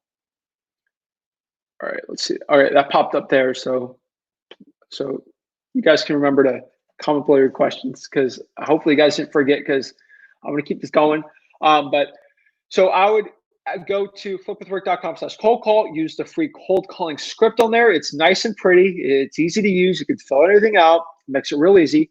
You can cold call with it. Hey, this is Zach with 1, 2, 3, 4 home buyer, whatever you want. Or, hey, this is Zach. How's it going? Are you the owner? Blah, blah, blah. And then you ask them just a quick thing. There's a thing in there that actually puts the seller on edge to actually make them open up subconsciously on selling the property. But again, you have to go to flipwithrick.com/cold call to learn that secret. Again, it's free, dude. Just put your email in and boom, you get a free cold call script. I don't even care. So go there, use that script, cold call, and then what we're going to do is build rapport, use the Ford method, FORD. F is for family, talk about their family. O is occupation, what do they do for a living. R, recreation, what they want to do. And then D, most important one, is for dreams. And that's really important because you could talk about their dreams, talk about what they want to do, like what they want to do with the property, where they want to be in the future. You can build rapport like that. It's a really good one. What you do is, depending on what you want to do, Elaine, if you want to do virtual real estate investing, then you can set something up where you have maybe like a Zoom meeting. I had a podcast with Willie Coleman. He's really good at that. He's in South Carolina. He's 19 years old, and he does all that virtual stuff. He does the Zoom ones. He really talks about that one. Check that one out too. But if you want to do that Zoom one, go on a Zoom call with them and then actually lock everything up over the phone in the deal. Again, I have some really good YouTube content on that. It's all 100% free to help you out with that one too. But yeah, go to those breakdowns. Again, I don't want to drown because I know all of you guys actually watch that and you're here for more content. But virtually doing that, you can do that one really good. But if you want to actually get a bigger profit margin on this, again, we're going to talk about this a year from now. Praying that this COVID is done. I get my vaccine. I'm good. But hopefully that happens next year. What you want to do is you actually want to set up an appointment. And again, the reason why I'm so big on that is because you can build that rapport a lot better in person. You don't need to be this master salesman. Like honestly, you hear me talk. Do I sound like that slick car salesman, like Grant Cardone's car salesman? That's not who I am. I'm just a regular dude here to help you with a solution on selling your property. Again, I put my 10,000 hours in real estate investing and wholesaling, so maybe I'm a little more sharper, or I know how to answer objections a little more. Again, that cold calling script has objections in there. I'm 99% sure. Yeah. I put objections there. I put a little red text in there to help you guys out there. But that's what I was doing a couple of weeks ago. But yeah, so I'd go there, answer the objections, go in the appointment. What I do, go in the appointment, build a rapport, get the contract in there. Again, I'm actually working with you guys on, I'm setting it up with Rick, actually talking to a lawyer on getting a free contract guide for you guys. That should be out next week. Guys, remind me on the next live if I forget, but there should be a free contract coming your way to sign up, just like that cold calling link. But I'm working with it now. I'm trying my best to help you guys out as much as possible. So in a week, you get a free contract that I gave you. It's a quick one-pager. You can do to actually assign it. It's enforceable for title companies. If you actually DM me, and I can actually send you that contract right now. I have to get the okay with lawyers and everything, but if you want like an example of like a rough one that we got that you may be able to use, but maybe tweak it a little for your state, DM me on Instagram. Yeah. DM me on Instagram at Flip with Rick. Maybe I can send you that. Maybe not. We'll know. But next week it should be able to be live on the YouTube. But for the contract there. But yeah, go there, sign the contract, then go Facebook Marketplace, do whatever you want. Maybe PropStream. You can actually find buyers on PropStream.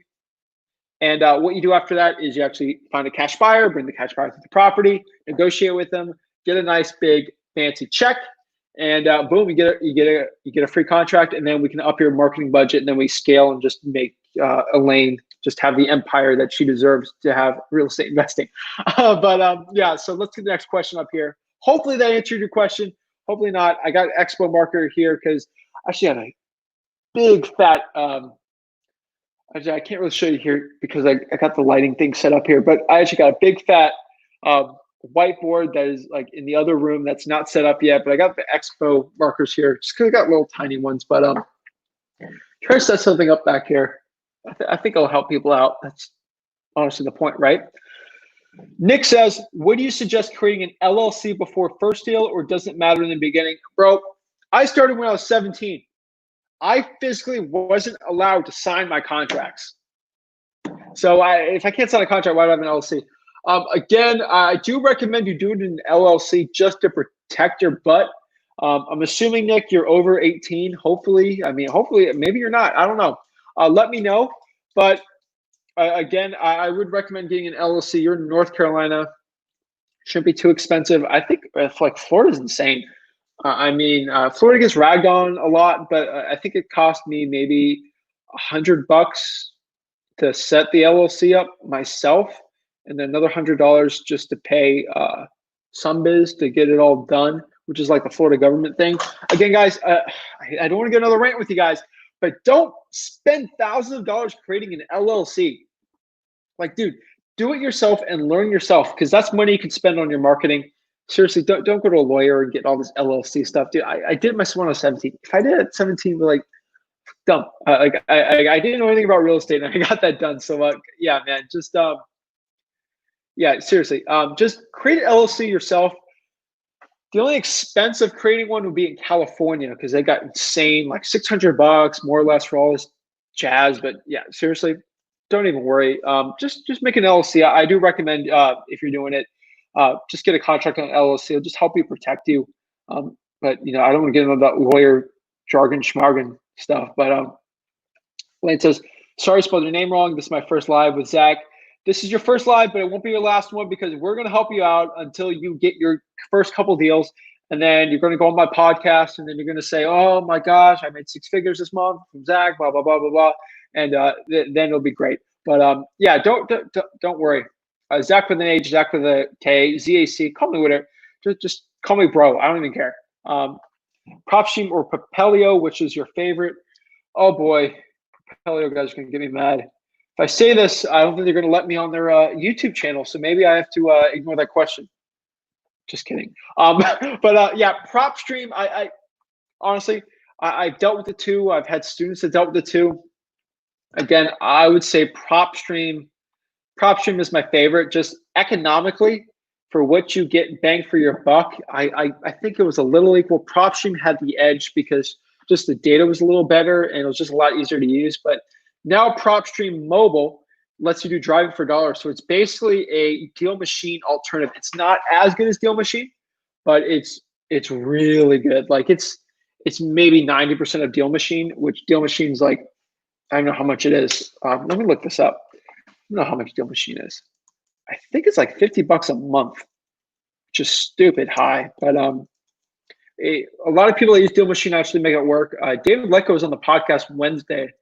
I love Deal Machine, but I do recommend, if you have PropStream, why not get that one here? But they both have. So Deal Machine is basically 500 leads a month, 1,000 leads. It's $50 to $100 a month. So take that as you will. That's the cost of it. And PropStream basically has a version of that on there. I mean, come on, man. I think PropStream is a little better than Propelio. Again, I might have to cut this clip when Propelio lets me on their podcast or their show, because they're going to come back at me on this one. But right now, PropStream has a slight edge. Again, this could change in the years. If you're watching this in 2022 and you guys are just, drinking a beer, sitting back, listening to some knowledge of Zach and reminiscing about how bad this coronavirus was, how crazy it was, maybe Propelio is better. I have no idea. And that's it. Maybe watching back and the Dolphins have won the 2 Super Bowls. And Tua's our star quarterback and everything's perfect. Time will come. But yeah, hopefully that answered your question here, Douglas. Thank you so much. 2 hours in, and finally we hit a new record and the people popping in. Guys, just so you know, I'm not getting off this live until I answer everyone's questions, and more people are popping on. So maybe this is a marathon, maybe this not. But guys, I have so much energy right now. I can go for hours. So let's keep going here. So Justin says, what does your organization look like? Dude, I'm telling you right now, I'm not lying here. Like, dude, I am not this big, fat, like real estate, like investment, like a huge company. I don't have that big, fat office with like 30 employees. Like, that's just not who I am. So the way it basically works is Rick has his real estate investing, wholesaling operation. It's the top one on the Treasure Coast here in Florida. So we basically own our zip code in Florida. little niche, little tiny part of Florida. Maybe our population is maybe 500,000, but we are the top real estate wholesalers, real estate investors. Like no one buys and sells as many properties than anyone else in the Treasure Coast, basically in Florida here. Maybe we're not the top wholesalers just because maybe if we get a really good deal, we actually wholesale it. We don't wholesale it. But overall, like transaction wise, we're the top dogs here. And so basically, it works as Rick is CEO. He's basically the top dog there. I mean, his company. And basically, I was running my own little thing, but I came with Rick, came as COO, and we just scaled it like crazy. And we basically, the way the organization works is it's very lean, but it's extremely profitable. I'm telling you right now.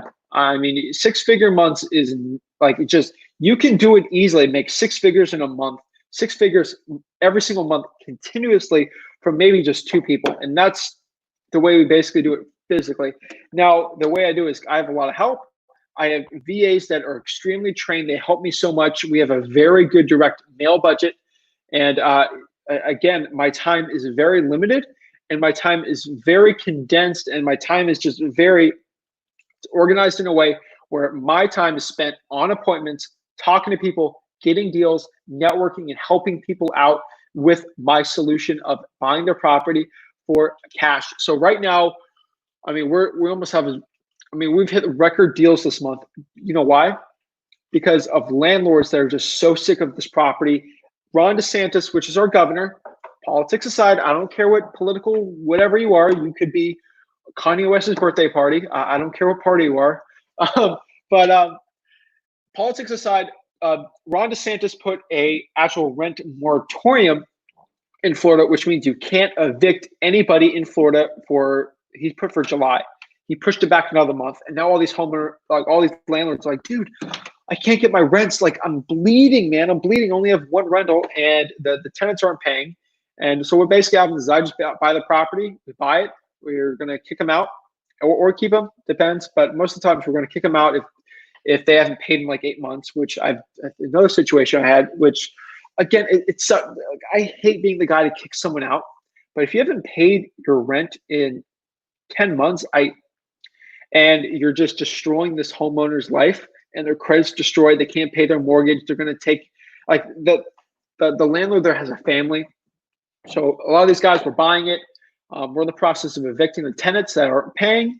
We're trying to help someone catch up on the payments there and get them out. And then we just sell it. We make a pretty good profit off of that one. I had another one where the tenant destroyed the property from the inside. I got access into it and the tenant's basically like, I ain't leaving. And we bought it. The guy lost a lot of value on it, but we got a really good deal on it. And we're the only solution where someone can cash out and not lose their credit, not lose their homes with this. So we're actually doing very well in our organization. Because of that, we're helping a lot of landlords that have no other solution. They can't put it on the market here with this corona. The tenant won't let anyone in if they put the property on the market because they don't want to get sick. So I'm not putting quotations. This coronavirus is real. I'm not saying it's fake, but I'm saying there's people and a lot of these landlord tenant situations, the tenants aren't letting anyone in the property if they put it on the market because nobody wants to get like exposed from other people with coronavirus. So it's insane, guys. Like it's just, I mean, we're doing very well in our organization. So it's basically me going on all the appointments. Sometimes I'll do a virtual one. So we got the 5 counties we're hitting up like crazy. Like every high equity lead you think possible in the 5 counties that I'm in, they are getting hit by me once a month. Next month, they might get a cold call from a VA. Next month, they might get hit with a text. We don't do RVMs anymore, but we switched the RVM to texts, direct mail, text, direct mail. We're about, I say 90% of our business is through texting and direct mail right now. We do a little bit of the cold calling, things like that. And when I mean direct mail, I put probates in there too. But probates is really another bread and butter that we get actually doing well. Again, it's me and Rick really working together here and just doing deals. We've got VAs that help us a lot. Got a lot of cash buyers that help me a lot. You know, get a property under contract. I got people that can help me between the middle. Guys, all together, it's really helpful for us.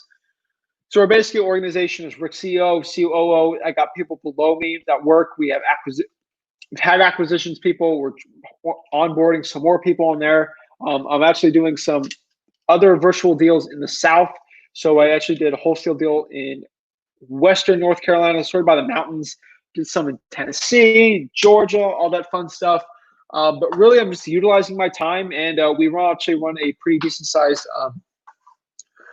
virtual business, and we're getting into creative finance more and more and more, getting private money, all that fun stuff. But I block out time to actually doing these lives and help you guys out. So I blocked out basically the whole day. The only thing I actually, the Marlins are playing right now, but I have it recorded, so no big deal. But I think the Marlins are starting their first game today, which is I'm not really a big baseball guy. I'm more of a football dude, but like there's like literally no sports that count. Like the Heat are playing. Pretty happy about the Heat. They don't get started till August 1st, so not really a big deal on that one. But so 600 was your budget on that one. Whiteboard is a good idea. You're gonna get set up. Don't even worry about that, guys. Hit me up. Give me more questions. Let's go, go, go, go, go, go, go. Let's see. All right. So rolling. Whiteboard is an amazing deal. Okay. Whiteboard is on.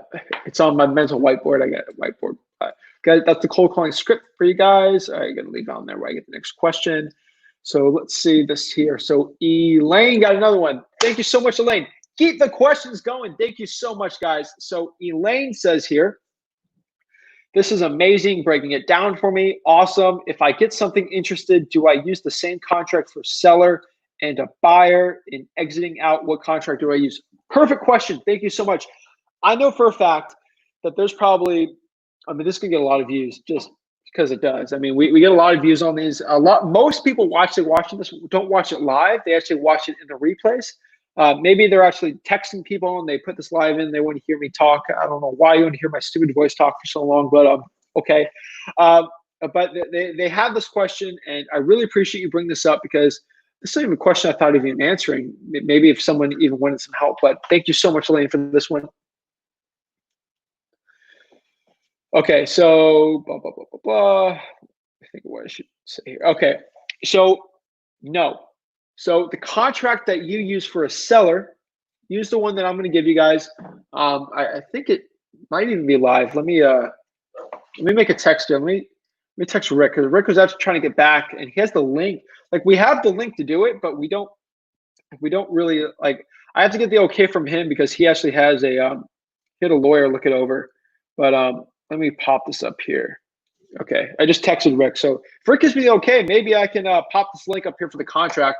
But 100% next week we'll get that done. But okay. So use the seller contract, use the purchase and sale agreement that we have. Do that one. And for the buyer, what we're going to do is we're actually going to do an assignment of contract, which is a different contract. So the one that I'm actually going to provide with you next week is actually going to be for the seller. I'm working on the assignment of contract too. Again, they take time because I want to make sure everything's legal in general for your state. Elaine, if you can tell me what state you're in and market you're in, I can actually see if there's anyone on here as a community that actually wants to help you out and maybe help you get your first couple deals. Maybe they have buyers. I mean, just connecting with people just makes everything a lot better. But yeah, for the standard contracts, at least like a one-pager. If I'm doing it virtually, it's a lot easier using like a dot loop, DocuSign for that one. And then in exiting out, so same contract for seller and a buyer. So if someone wants to buy it, which would be the cash buyer, which would be what I want to exit in as a wholesaler, I would assign that contract to the buyer and then let them close at the local title company. And then I collect my nice, big, sexy check and I can wave it in the air and have a good old time and just go crazy. But let me see here, contract. And then in exiting, it depends what you want to do. So maybe you want to flip the property. What you can do is just use that standard purchase agreement that you can and just go hard on that one and have a good time on that one. But if you want to do the flipping on the exiting, just use the purchase and sale agreement for that one and that one. But exiting, that's the same contract. I'm still getting something from Rick here, but let's see here. So this is actually a Veridesk. So let me see if I can lift this. Hold on, give me a second. Oh yeah, it's working. Oh, got the lighting there. But let's push this back. Give me a second real quick, guys. Let me push this back real quick. Ask your questions, ask them away. All right, set it up there. Hopefully I'm not losing anyone here, but all right, it's a standing Veridesk type thing. So it's working pretty well. All right, So now I'm standing. I can keep going and going and going. So this is great. So all right. So next question I have here, Elaine. Thank you so much for asking these questions again. You don't understand how much you are actually helping people. Let me get this one text from Rick here. I think he's typing. Trying to get this contract to you guys. I'm telling you. All righty. Let's see here. Boop, boop, boop, boop. And is this approved? Let's see here. Okay, so I'm working with him on that one. But let's see here. Okay, so amazing. You did this at 17. Keep it going. You are the best. Empire coming. Your empire is coming if you think it is, and you actually visualize it in your head. I don't get too on the woo-woo stuff like most gurus do. But again, if you actually think like you'll get this deal, like you go on an appointment, you think you'll actually get a deal, you actually will get a deal. It's psychologically proven. A lot of the psychology stuff that I actually know, like I don't know, but like I'm learning a lot is from Tony Robbins. He's one of the best guys. He works with like Dean Graziosi and guys. Like just learning psychology in business, especially in real estate investing, will help you so much, man. It's another level to the game in acquisitions that if you just start learning it, it will help you out, guys, so much here. But yeah, started at 17. Trust me, I think I started a lot later. I mean, there's other guys that started at 16, and I'm like, oh my god, he started at 16. I'm late to the game, but yeah, 17. I'm 20 years old right now. Again, your empire is coming. You can think about it, but the number one thing I'm telling you right now, the number one thing I can tell you. Let's see. I'm gonna pop this up in the chat so you guys can see it because I don't think you understand it. Action, guys. Action is the difference between you becoming a successful real estate investor and wholesaler and not. You can sit on the sidelines. You can literally just sit on your butt, watch me just spit knowledge at you guys out and just helping you. And oh my gosh. Okay, I got a text from Rick here. Let me know what I can do with this contract thing. Good news for you guys. But guys, action. Action is the difference between you just sitting on your butt and just saying, I'm going to do it tomorrow and doing it tomorrow and you actually doing it. That is the difference, guys. Action is everything when it comes to real estate investing, wholesaling. Action will actually result in you doing the deal. So getting up on your butt, actually calling that motivated seller and not just saying, hey, I'll do it tomorrow. He wasn't too interested. Action, going in that appointment and really talking with guys, it will help you guys so much. So action is what is needed here. And I'm gonna let you guys keep asking questions here. I got great news. So Rick actually hit me up here. I asked him about the question about the contract, and I got good news for you guys. We got the lawyer to A-OK the contract. So boop, boop, boop, boop. I can actually give you guys a quick gift here. So let me pop this up here. Banner here. And yeah, I gotta put my credit card in here. I'm getting the StreamYard Premium, whatever it is. I just wanted to test this out, make sure this is the one I wanted to use, but it'll be on there soon. So where is it? Boom. See the bottom there? Let me pop it up here too. So we just actually, I guess, just launched it live. I was working on it, but I wanted the lawyer to A-OK it. So again, quick disclaimer, I'm not a lawyer. This contract isn't like legal, like stringent legal advice. This is just an example for you to use. Please tweak it to your state's laws and regulations.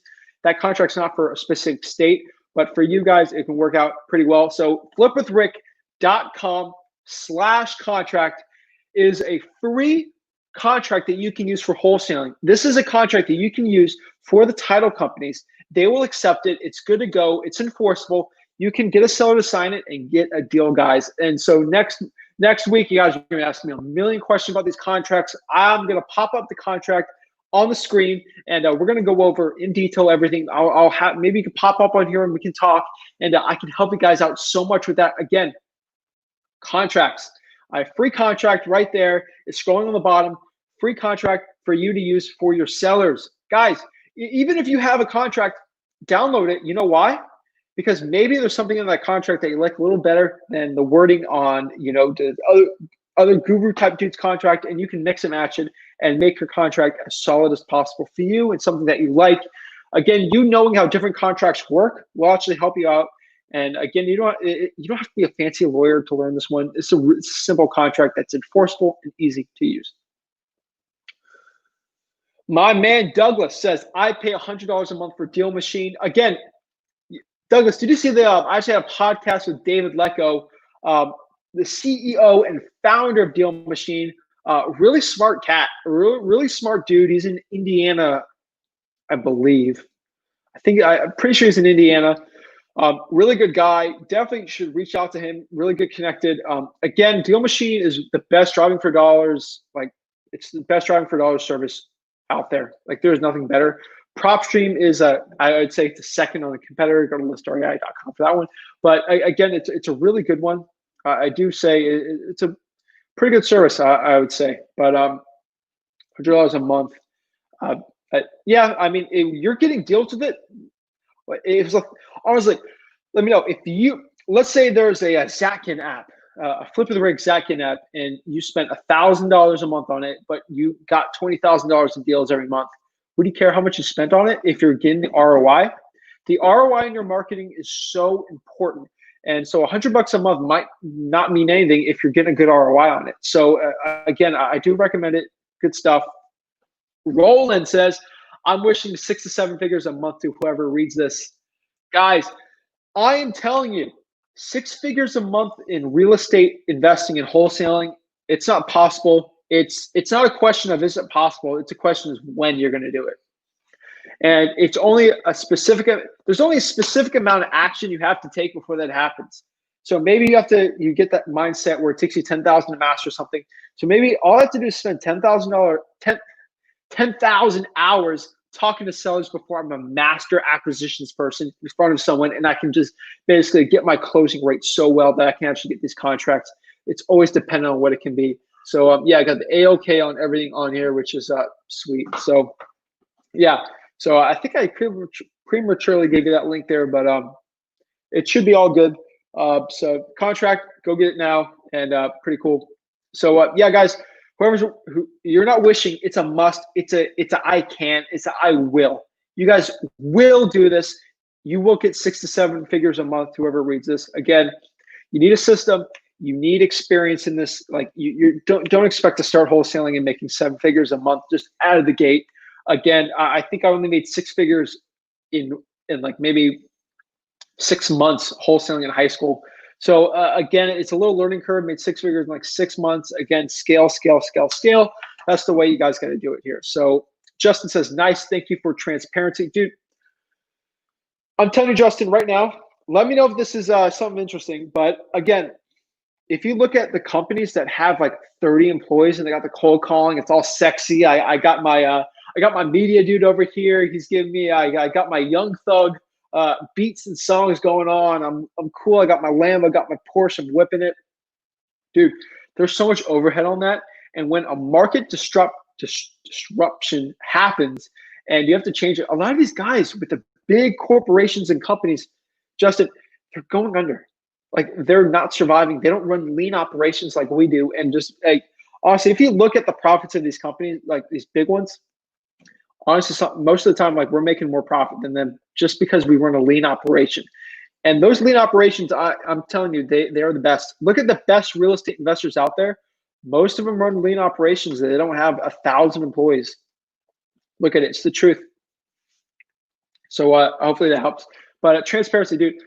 That doesn't say I'm not one mom and pop stop. So you see me getting all these big sexy deals. I actually had a call with the dude, 17 years old. No, he's 20 years old. Sorry, 20 years old. He's like, Zach, you just posted. You got a $50,000 check. Like so cool. Like it's so cool. But like it's really discouraging for me because I see you doing all these, but like I'm not doing. I'm like, dude, you don't understand. To get that $50,000 deal, I had to spend $4,000 in direct mail in like 2 months to hit that guy up twice. $2,000 a month in direct mail. Then the other one I spent another $2,000. Spent $4,000 on that campaign just to get that dude to call me back. Again, we got more deals for that, but they're like tiny ones. But for that $50,000 deal, I just spent $4,000. Not a lot of people see that. They don't see that. They don't see the hours I spent talking to that seller. They didn't see the months and months of follow-up I took with that guy. Hours of my time, but eventually it worked out very well with that one. so you guys, it's cool to see the transparency, but you need to see the transparency of a lot of these deals. These deals are a lot harder than you could ever imagine sometimes with these follow-ups. And the money, again, is in the follow-ups. You're going to hear me say that a million times because I'm going to say it a million times, but on the millionth and one time you hear it, you're going to be like, okay, I guess I'm going to follow up on that lead. Jason says, first time here, looked up wholesaling 5 minutes ago and see you're live also. Dude, that's so awesome that it actually popped up for, dude, that's so cool. Again, that's why I like these lives, because like people can discover me and discover who I am, and it's really cool. I'm going to test you guys out. Let me see how many likes we got in this video, because I don't think everyone on this live liked it, which is a problem. Okay, we got a lot of likes, so I guess I take that back. But if you're watching this right now, you need to smash that like button and subscribe. Again, the more people that like this, the more people that see it, which means the more questions I get, which means the more answers I get, which actually helps you, because sometimes these people ask questions that you didn't even think of that actually help you out. So please like it, smash that like button, and subscribe for more of this good stuff. And yeah, Jason, wholetailing is the method that we usually use. So we usually run like an 80-20 on this. So about 80% of all of our deals that we actually do, we actually wholesale it.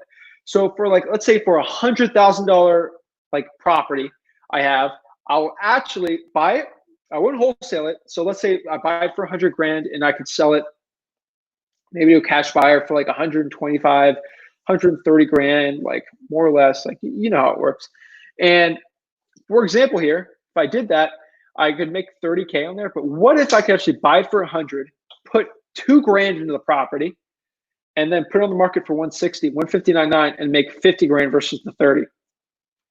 No brainer, right? Especially if you got your own private money. We got a lot of money made from wholesaling, so we got funds, we can actually do it ourselves. So it's a good ROI for us. That's what we like wholetailing.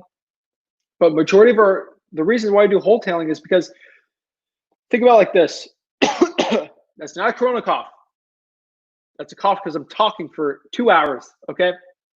You haven't heard me cough at all. Don't be coughing in this corona. Oh, Zach, are you sick? I can't even, honestly, it's a side note. I can't even cough, just clear my throat anymore without someone thinking I'm just gonna get them sick. So it's driving me crazy. But yeah, man. So wholetailing is really good. I really enjoy it. The reason why is because, let's say you got the wholesale deal, you have a cash buyer, he's trying to make a profit too. When you're wholetailing it, you're actually selling it to an end buyer, which what I mean by end buyer is that buyer is actually going to live in the property. They're not trying to make a profit off of you, which means they'll pay you more money. They go through the realtor route. Maybe they use Lou as a realtor and they got the best price possible for me so that they spent the most possible on the property. Hopefully that answered your question, Jason. Let me know if it did. I love these lives. Honestly, I can go for hours. And not enough questions. Maybe we got 8 questions left, which means I'm going to hop off soon, which I don't think you guys want. I think you guys want as many questions as possible to help you guys out as much as possible. Again, please like this video. Please, please, please, please, please. That's the only thing I ask, just so I can help as much people as possible. Again, the more people I help, the more excited I get, which makes me just want to help more and more people, which is just, it's the name of the game here. So have you ever wholesaled a mixed use property? I have a hot lead, but it's mixed use, so I'm unsure to run the comps on that. Okay.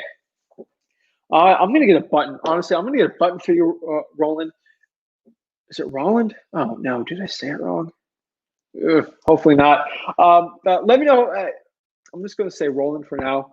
But if it's a mixed use property, which means maybe it can be used for commercial, maybe for residential. I think that's what you mean by mixed use. Maybe it could be, are you talking in Texas? Because in Texas, which is really unique, I'm in Florida, but you can use like mineral rights. So mixed use, I'm assuming you're actually in, you're not in Louisiana. I'm trying to remember, Roland. I'm getting so many people on here asking questions, which is great, which I just got to remember. Maybe I can write notes on everyone here that hops on. But so mixed use property, I'm assuming someone in Florida, someone use my assumptions. If you can clarify for that one, make it easier. Oh, yeah, Roland's in Boston. Dude, I keep forgetting. Okay, yeah, you're in Boston. So usually there's no mineral rights really in Boston. Pretty rocky place. So maybe Okay, wait, that's another question he has, but he's in Boston. Mixed use, commercial on the bottom, residential. Okay. Gotcha. So residential, commercial. Wait. Commercial on the bottom, residential on the top, just like Bob's Burgers. Okay. All right.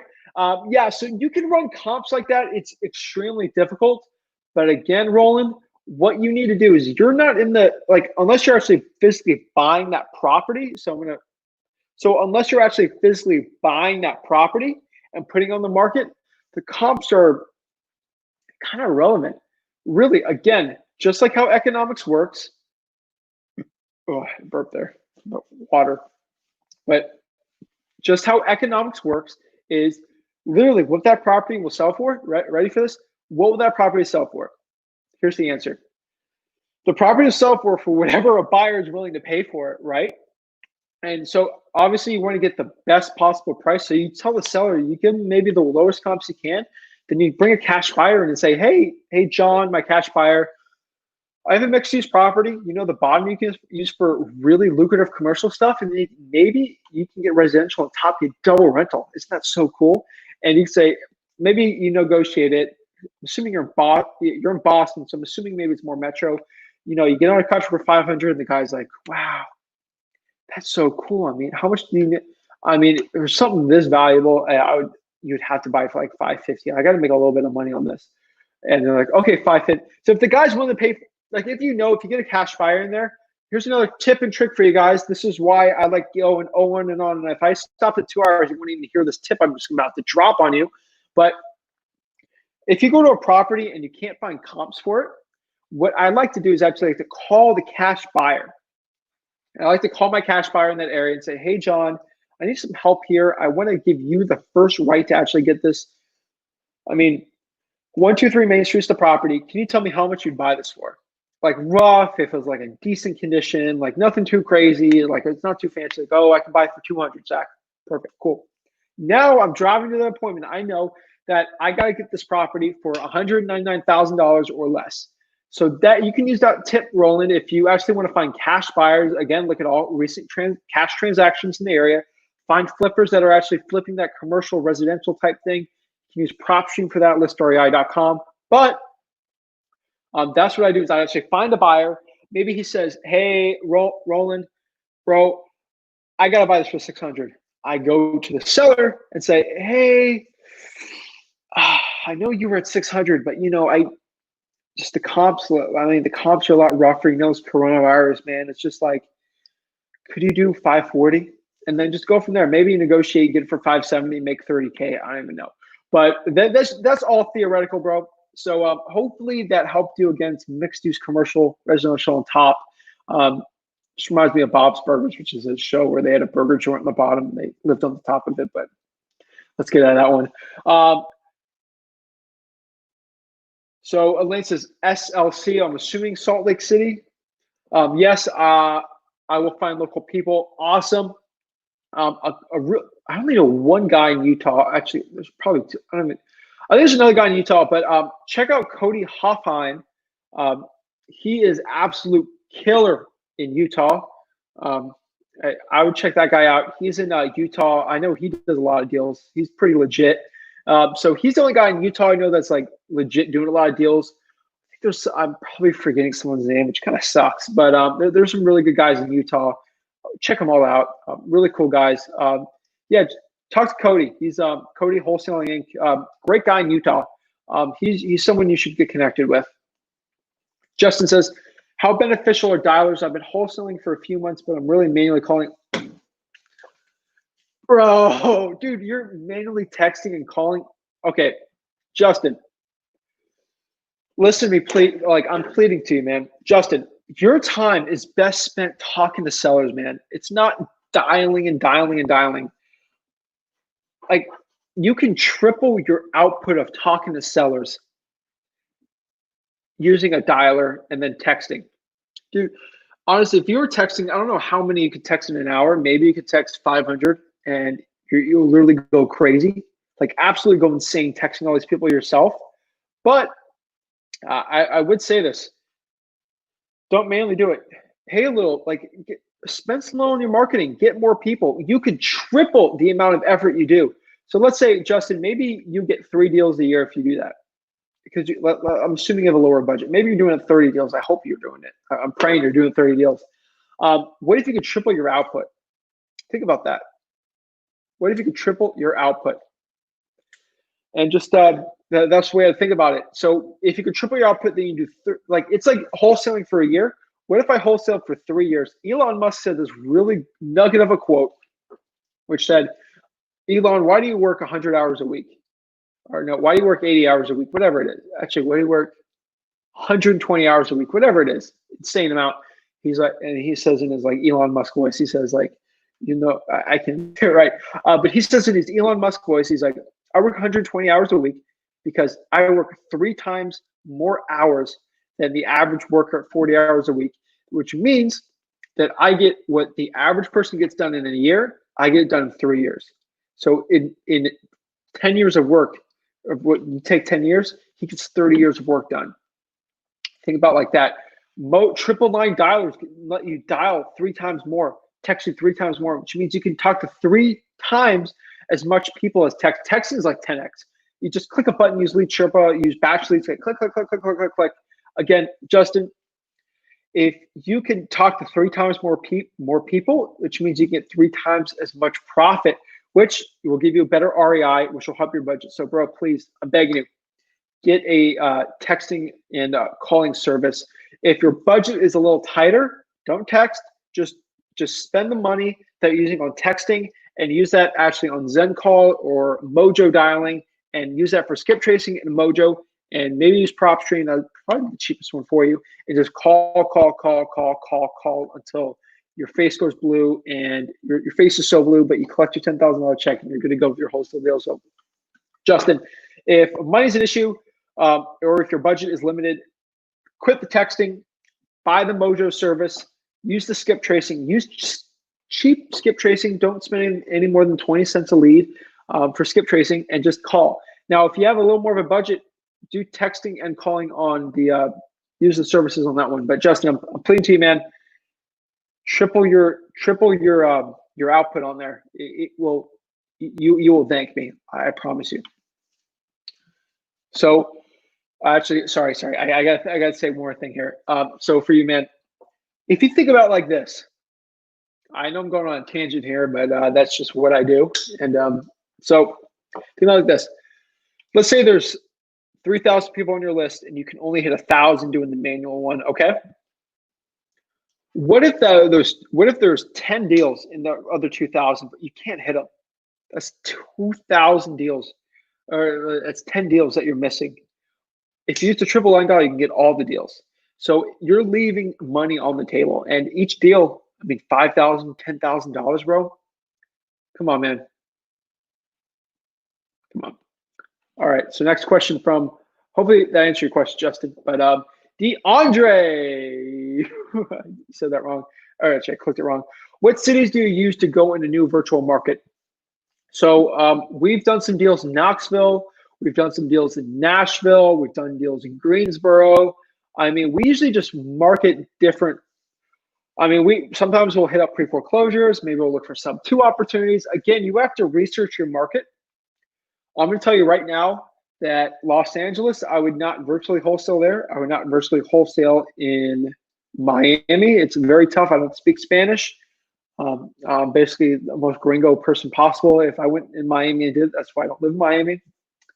Miami's a beautiful city, though. I'd love to live in Miami, but deals are where I am. I would not do, I would say the Northeast. So I would say Boston would be maybe harder, because Boston's really a unique market where it's really important to be like a local. People could tell if you're local there in Boston or not. It'd be a lot harder for me just going up there and talking about Boston market, talking about the market in Boston. It's just a different place. I would go one that's similar to you, that is in a good area. So properties in the South I do very well in. I've done deals, Gainesville. I went to the University of Florida there, so I know that area. It's in the South. That's why I can do some of those other markets there, like in South Georgia, South Alabama, things like that. Those are really good markets too. Again, I heard Oklahoma's pretty crazy. I'm not going to I'm not going to have you guys all hop on Oklahoma, but Tulsa's really good. Oklahoma City's really good. I mean, I'm not going to give you all of my secrets on the virtual ones, but I got some other markets I don't want to talk about too much, but we're getting pretty good deals on that one, so I'll keep it quiet. But research your market and see if other investors are doing well in there. So it's just try it out. So DeAndre Reynolds says, "Oh, websites, okay." I would say, okay, so a website to tell if a market's good or not, I guess, is let me make a quick plug to one of Rick's friends. I would call him a friend. He's a really nice guy. I'd met him before, really great guy.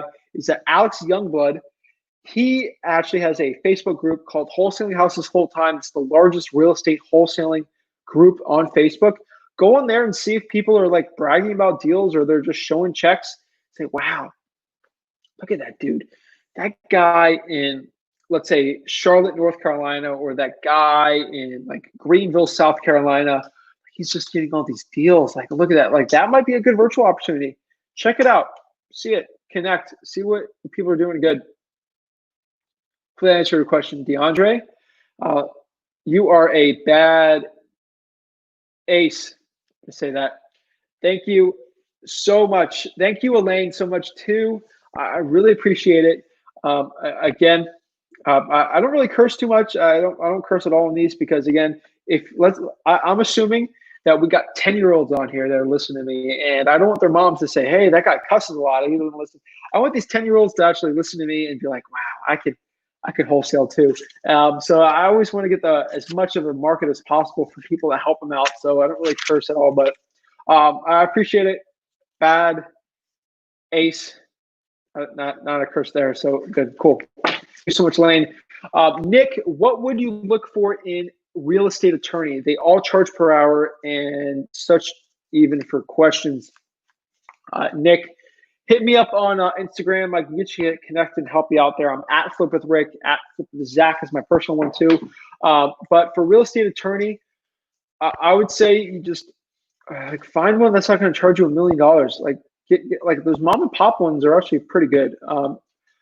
I mean, we're connected with real estate attorneys just because we're very well networked. Again, we know real estate attorneys and title companies. Maybe if you have a limited budget, actually, some title companies, here's another tip here, save you some money. Some title companies actually have attorneys there that they might give you for free. Maybe you got someone, maybe you can call someone and say, "Hey, we do this pro bono. I'm a young kid, just a small entrepreneur. I want to give you some more business," but yeah, I don't know. But some title companies actually have lawyers there that if you say you're going to bring them deals, they'll look over your contract, just like the one below. And they'll say, "Yeah, that one's good. We can use it." Or maybe you edit the contract yourself, go to the title company and have them look at it. And then maybe they send it to their lawyer or have it's like, "Hey, would that be okay?" Maybe the title company said, "Yeah, that's very enforceable. It's good to go. You should be able to do it right." Boom, right? And that next month, again, I'm not a lawyer. I'm going to give you 1,000,000 disclaimers. I'm not a CPA. I'm not a lawyer. I'm not Zach Ginn Esquire. I'm Zach Ginn. I got a bachelor's degree, but that's the only title I guess you can give me. But I'm not a lawyer, dude. So try talking to the title company. That might actually help you a lot there. Wow, that is a good ROI. I can't remember what I was talking about him. I guess what ROI on a lease option, it's really good. ROI on sub twos are really good too, 40% plus. But yeah, if you can spend $5,000 and make 100 grand, it's amazing ROI. That's the only thing you can do in wholesaling, and wholesaling, it's amazing. All right, yeah, you're set. Roll in Boston, Massachusetts. Boston. All right, let's go. I think Boston's pretty. Rick's been to Boston multiple times. I haven't. I like history on that, but yeah, I played Fallout 4 once. It's got Boston in it. It's the closest thing to Boston I think I've been to, but yeah. So Boston, Massachusetts is a closing attorney state. What are the differences between a title company and a closing attorney? That's more of a Rick question. I can't really answer that one too well. I'm not a closing attorney state. Let me pop up a map here and just see if I can help you out real quick on this one. I already told you, if I can't answer a question, if it's something legal, I'm not going to help you as much as I possibly can because I'm not closing attorney states.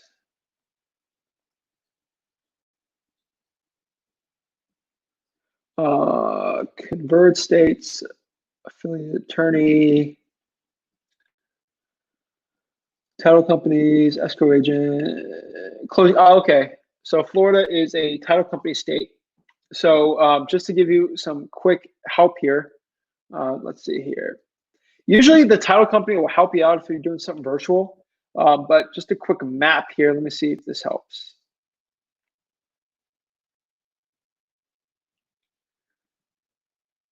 So here's a quick map. I don't know if that helps, but so it's shown here the closing attorney states and the ones that aren't. So those are the ones. Those are the differences here. Again, I'm seeing different information here. So maybe it's different, but I would say the differences. I think you just talk to the title company and they can help you out with that one. Again, that's a Rick question, and I'll have Rick. Roland, if you can go to @FlipWithRick on Instagram and just DM me that same question, I will have Rick. I'll find Rick. I'll grab my phone and I'll have him record it and give it to you. I promise you that. There's a promise I give you if you can DM me. Yeah, so the question that I would talk to the title company, I would talk to local real estate investors in your market.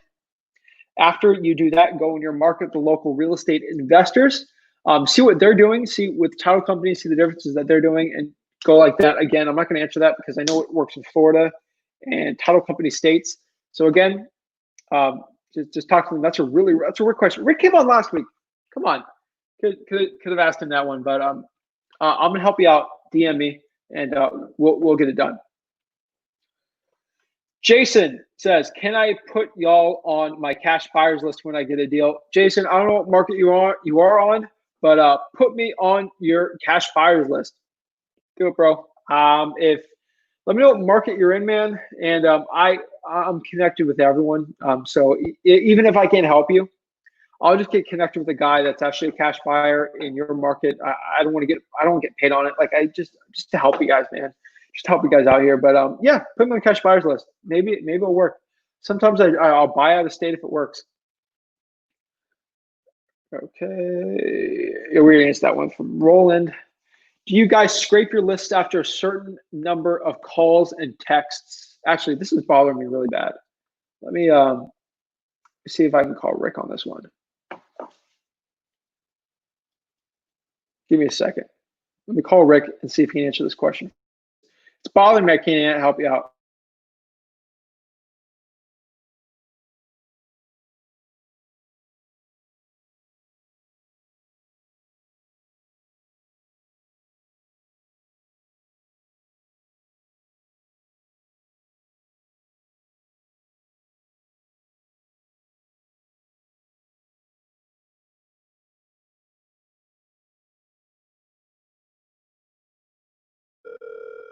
He might be working out. Let's see if he answers.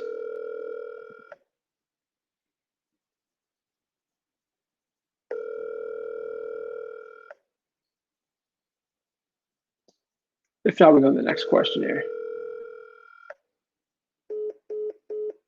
All right. So it looks like he's working out right now. So yeah, just DM me, Roland, and we can go over it from there. But that question's getting answered, bro. That bothers me. But do you guys scrape your lists after a certain number of calls and tests? Of course, man. I would say every 6 months we like to scrape new data, and every year we like to just do a complete overhaul on our data.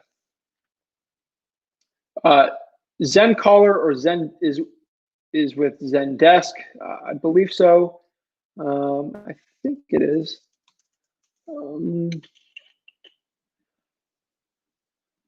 Let's see here. Again, it's with the X, so it's like a Zen Call there. It's called XENCALL, Zen Call. Oh, Douglas said it. Zen Call. All right, cool. Yeah, it's the way you spell it if you want to use it. Mojo's a good one too. Honestly, like they're both tools. So it's like, hey Zach, is this Philip? Is this Home Depot hammer going to help me get a deal, or is this Lowe's hammer going to get me a deal? Bro, just use the hammer. Okay, so Jason, ROI and wholesaling, you were saying, dude, gives you extra ones. All right, we got this one. Hold on.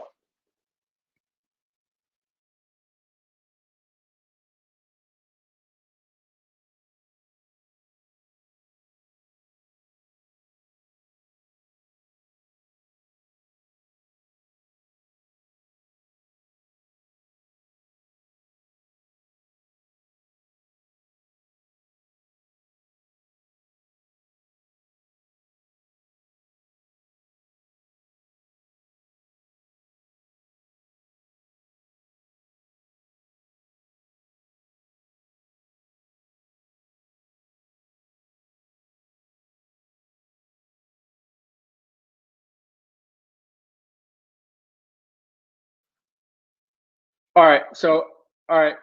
I got Rick Ginn on the phone here, calling him, and so we got him on here. So here's the question from Roland, guys. I got to answer all your questions, so I'm getting everyone on here. So Rick, here's the question. So he says Boston and in Massachusetts, it's a closing attorney state. He wants to know what are the differences between the title company and the closing attorney. It's real simple. In certain states, they mandate that a attorney is present at the closing, and you just simply have to abide by it. So, like in the state of Florida where I'm at, it does not require an attorney, so you can simply have a title company handle it. Sometimes the title company the attorney owns the title company, so it's two birds in one hand. So in the state of Florida, it doesn't require an attorney, but like states like New York and a whole slew of them I'm probably missing here, you have to have an attorney present. So it's just a mandate, and they have to be there, otherwise they can't actually do the closing. Does that clear it up? Oh yeah, thanks. Okay. Anything else? No, that's it. Get back to your baseball game. Okay, no problem. See ya. All right, cool. I told you I'm not getting off here until I answer everyone's questions. So hopefully that one helped you out, Roland. We're on to the next one, just like Jay-Z says, on the next one. So Zen Caller, that is actually the one that we're going to use. Let me just get one text here. Make sure people know. All right, cool. Sweet. All right. So let's see here. So Robert Smith says, have you invested in California? All righty. So this is actually a great question, Robert. So Robert, Bob, Rob, tell me what you want to be called. Let me know honestly, Robert, let me know what market you are in California, because I'm telling you right now, in California, it depends. It's really like, are you in NorCal, SoCal? Are you in the middle? Like, let me give you an example real quick here. I actually had a guy on here, Daddy Brown. He's in Fresno, California. He is absolutely destroying that market. He is a killer guy. Check him out on Instagram. Just look up Stratton Brown. He's got a YouTube. Check him out too. Cool guy. Really great dude. He actually was a D1 football player out of Fresno State. But cool, really great guy. So what you guys need to know about him is he's in Fresno, California. He's doing absolutely crazy. He's doing very well. And that market is a lot better. Like the prices are lower. The price changing is a lot better. He gets a lot better deals in Fresno versus other people. You know, just for example, let's say if you live in there and like, who's the other guy? I know a dude, he's actually in San Diego, Ryan Dossie. Shout out to Ryan. Great dude too. Real estate killer out there. He does virtual, because he lives in San Diego. He can't get too many deals there in San Diego. So what he does, he actually does virtual real estate investing out in the Midwest of Florida and does very well. Another PPS student, he does amazing probate deals. He lives in Los Angeles. He does really well there, but he actually does probate deals in Ohio, Indiana, and I think Kentucky. Not too sure about Kentucky, but he does really well, like 6 figures in probates, like just from our system. But he lives in Los Angeles. He's got boots on the ground in his market over there, and he actually does very well with them. So again, think about it. He does extremely well here, and Yeah, he is a dude I would definitely check out. But all those guys are great. But again, it depends on the market, man. It depends really. In California, though, I haven't invested in California just because, I mean, they got rent control. I'm not a big fan of that. Again, politics aside, I don't think it's good for the real estate business.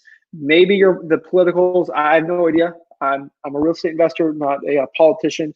But for rent control, it's not the best for holding rentals, if you know what I mean, with the regulations. So usually what it means, more regulation is a lot harder for real estate investors to make money. But for non-real estate investors, it may be better. Honestly, I can't really get in the politics debate here. I think they have something where, like, if you buy a property, then you actually like have to put solar panels. Like, it's like crazy stuff. But yeah, man, I don't like people capping how much money I can make. Never a fan of that. But that's just who I am. I want to make the most money possible, and I want to help you make the most money possible. So next question from my boy Jason. I'm looking over Zendesk now. What's the other software you were saying use? I don't use Zendesk. I used to use Mojo, but a lot of people are doing a lot of success with ZenCall with an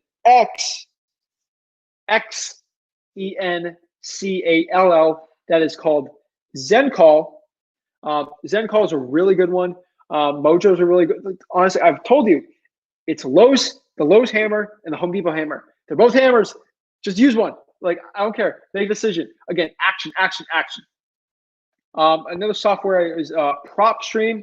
I guess would be the other one. That is listrei.com, LISTREI.com. That's PropStream. But that's the only other service I'm using. Podio, I did an entire live last week. Go check it out and actually how to set up your Podio. So if you guys are watching this and you don't have your Podio set up, I broke down for like an hour and a half. I set up a Podio from scratch for free. How to do it for free. Again, that's the other thing I did. So check that one out. I'll help you guys out with the Podio. Thank you, Jason. But that's the other services I use. If there's other ones that you said, hey, Zach, did you talk about driving for auto service? I guess Deal Machine's a good one too. But let me know if that answered your question or not. Robert from California says, again, is wholesaling in California possible? Do you think it would be any different than wholesaling in any other state? The only state that you'll have an issue wholesaling with is Illinois. Illinois is the only state you'd actually have a problem wholesaling. They have a law there.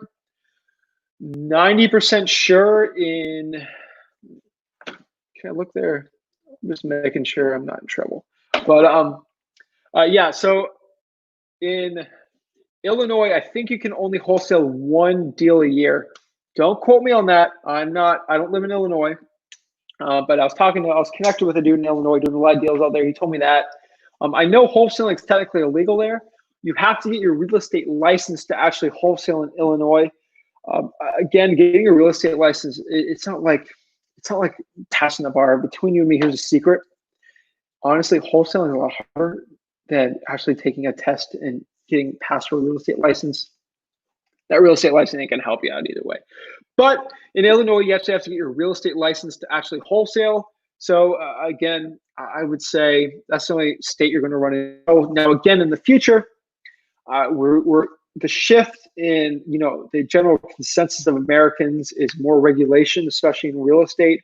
I mean, you can see in California, people are progressing more into that. So I could see in the future, possibly in maybe all the states at wholesaling. I mean, I'm talking about 30, 40 years from now. Don't feel like wholesaling is going to be illegal next year. No. Even if wholesaling is illegal, just get a license. Like, what is it, like $500? Maybe, I think some states like $1,000, but it's like just a barrier of entry. I mean, just got to suck it up, make the grand and put it in there, and then you can get your license, and then you can just, wholesale from there. But that's the only issue I do see. But to answer your question, because I'm going on these stupid tangents, I'm so sorry. But so you think it'd be any different than wholesaling? It's not different at all. Again, there's people wholesaling so many deals in California. Not even a question. Again, even if, let's say California says, I know you have to get a license, but like a signing contract is illegal, then just do something virtual in another state. That's the only one I recommend there. Thanks, Doug. Let's see that. Dude, Douglas out here spitting value too. Thank you so much, guys. Thank you so much, Douglas.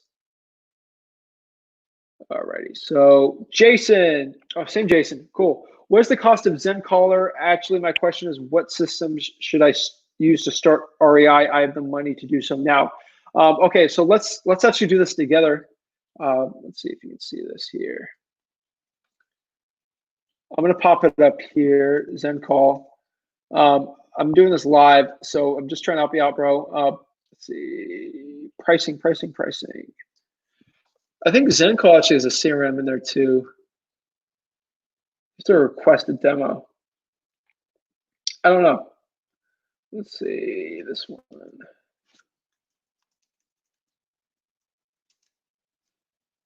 I can look up Zen Call pricing. Let me see if someone can comment and tell me what the price is. Let me know. I know Mojo. I think it's like went $90 to 149. Mojo is $99. Actually, no, it's 149 a month is Mojo. I'm pretty sure. And then Zen Call. It says here it's Zen Call. Let's see. It says 60 plus 30. It's call tracking metrics, standard. I think they're both around $100 a month, if I'm not mistaken. Maybe it's a little more with taxes, and but that's what it said the cost is. Again, I don't know. I'm not 100%. You have to request the demo. They have to call you. They have to pitch you, make you up. Come on. But Mojo, I think will run you like $149 for the triple dialer. 100% worth it, in my opinion, if you're cold calling, especially at the lower budget. But that's it. So. Actually, my question is, what system should I start REI? I have the money to do so. I would say you go to, the only system I would say is if you're pulling list and data, I would go down there to listrei.com. Again, if you're a PropStream, whatever, sometimes PropStream might not be the best for you. Put that. And again, the systems I use free scripts below there. Again, some other free content. You go to flipwithrick. You go to @flipwithrick. Go to flipwithrick.com. You'd smash this and like it. You would actually do all that one, and then just keep commenting your questions, bro. But data, I use PropStream because PropStream actually, the only reason I'm actually promoting this a little more than possible for you, bro, is because on PropStream, actually, I have another video, man. Like I can show you this. This is in the beginning too, but I can actually, there's a PropStream app which you can actually do driving for $1. So it's like Deal Machine, except it's kind of put in the cost. You get the 10,000 leads, whatever you want. It's really good data, good comps. Helps you get into creative financing. So PropStream, you can use that with driving for $. Other systems I would use, Podio is a really good one. You don't want to be using a notebook for your CRM. Never really recommending that. I'm not really too keen and big on that one. But that's a really good one. That's one I do recommend. But yeah, that's I use the money. I'm probably blanking on a couple good ones, but if there's a system or like REI, like system or like CRM or type thing that you're actually getting really good deals, comment below what it is. I'd love to know, man.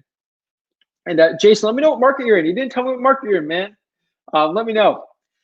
Robert, I'm in the Central Valley in California, nearby Fresno, about an hour drive. Dude, you're in the probably one of the best markets in California to do wholesaling, man. So you're actually lucky, man. You're so blessed, man, to be in that area. Again, maybe it's not as bougie as the Los Angeles or the Malibu, Beverly Hills, but you can get some pretty good deals. I would get connected with Kyle Stanley. He went on my podcast. He's there. Stratton Brown. Get connected with those guys. They are in Fresno, California, Central Valley. Actually, let me hold on a second. Stratton actually is a huge Central Valley real estate RIA there. He actually has a really big one. You should definitely go to it. I think it's virtual too, but let me see here. Let's see. I don't know where's his at. Looking for. Look up. Yeah, just look up Kyle Stanley, Stratton Brown, Stratton Brown. He runs a huge RIA there in the Central Valley by Fresno. You should definitely go to those meetings. I think they're virtual right now. But once this Corona happens, I'm praying this all gets taken care of and we're all good there. I would 100% go to those, just connect with guys, see what they're doing. Maybe you can help them, provide some value to them. They can provide value to you and just help you out so much. He's got a YouTube. Check him out too. But great guys out there in Central Valley. I'm just plugging so much because they can help you. I know those guys are really good people. They can help you out. And we're all a community here. We're all just trying to make it out working here. I'm going nuts here.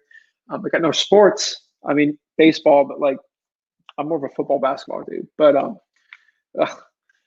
drive me crazy. Vincent, my boy Vincent here says, that's spot on. California is a difficult market to make money in. Dude, I'm telling you, most of the guys that I know in California, they are making a lot of money virtually doing it, where the guys in California are in that Central Valley area. It's just, I don't know about California. It's crazy. It seems like since Los Angeles is a much like for example, Atlanta, Georgia is a huge metro market, but there's so many killers out there in Atlanta doing so well. And so it's like, it's a metro market, just like LA, but no one's doing a lot of deals in LA, but if people are doing so many deals in Atlanta, it's like, what's going on there? It's just like, they're both metro markets, but they're like, there's probably some metrics there I got to look at, but there's absolute killers out there in Atlanta. But yeah, man, it's nuts, dude. Like I don't get it. California is just so different place. But like people in Dallas doing really well, and then Miami, I guess it's market's a lot harder, but they speak Spanish and like Haitian Creole and French. It's just like, geez, it's like hard for me to speak English down there, and it's a lot harder for me because I don't understand like the Spanish culture or the French culture there, so it's a lot harder. But it's crazy, man. If you ever try to negotiate with someone who is an immigrant from Haiti, it's impossible. Those people are the greatest negotiators on the planet. I have not found someone that can't negotiate that was like from like a Haitian culture. Like those people know to negotiate, and there's a lot of them in Florida, so it's a lot harder to negotiate to deal with them because they're good. It's like they've read a million like Chris Voss like negotiation books. But yeah. So Jason says, as soon as this live is done, live with the red square. Thanks. That's funny. I actually use that circle here. Trust people into actually looking here. I'll check out that Podio video you mentioned. Dude, you need to sit down and just like visually watch it. Like a lot of these lives that I do, you can actually just sit back, put it live, put some headphones in, and maybe you can work on your texting, or you can work on just some like ad copy. For that one, you're actually gonna have to sit down and actually watch it, because honestly, bro, I would say the Podio video, you just gotta physically watch it, and just like for example, it's like you maybe have it on your phone, and then you have your computer set with the Podio, and then you can do it with me. It'd be a lot easier. But it took me an hour and a half, and I explained it very step by step actually how to set your Podio up, man. But can help you out. But I hopefully that helped you out with their question there. Again, I do these lives every week, just trying to help everyone else. The only thing I ask for you is like and subscribe, and spread the knowledge. Just spread, because dude, I've said this a million times too. When I was 17, nobody went on a live and no one would answer all of my calls. They were all like, "Oh, I'm this big guru. I got a Lambo. Like I'm too good to answer all your questions." Honestly, those people you gotta humble yourself a little, man. You gotta realize, like when I started, I had no money. I had $300 in my bank account. I was like a bag boy scrubbing toilets. I got my first couple deals, made like 20 grand first deal, just making 6 figures in high school. Just like, I know what it's like to have no money, like getting started in this business. And I keep that humbled. Like I take the ego out of it. I want to help people out. Again, like I couldn't give anyone money to do it. Like they helped me out so much, just learning myself. And if I can help you just cut 6 months off your learning curve, it helps me out, just knowing that I actually helped someone out here. So that's why I go on these lives. We're about to hit 3 hours here. So keep the questions. I promise I'm answering every single question, and I'm not going off till everyone's questions answered here. So give it up. Jason says, I'm in New Jersey, but I'm looking at virtual anywhere. I'm here to learn.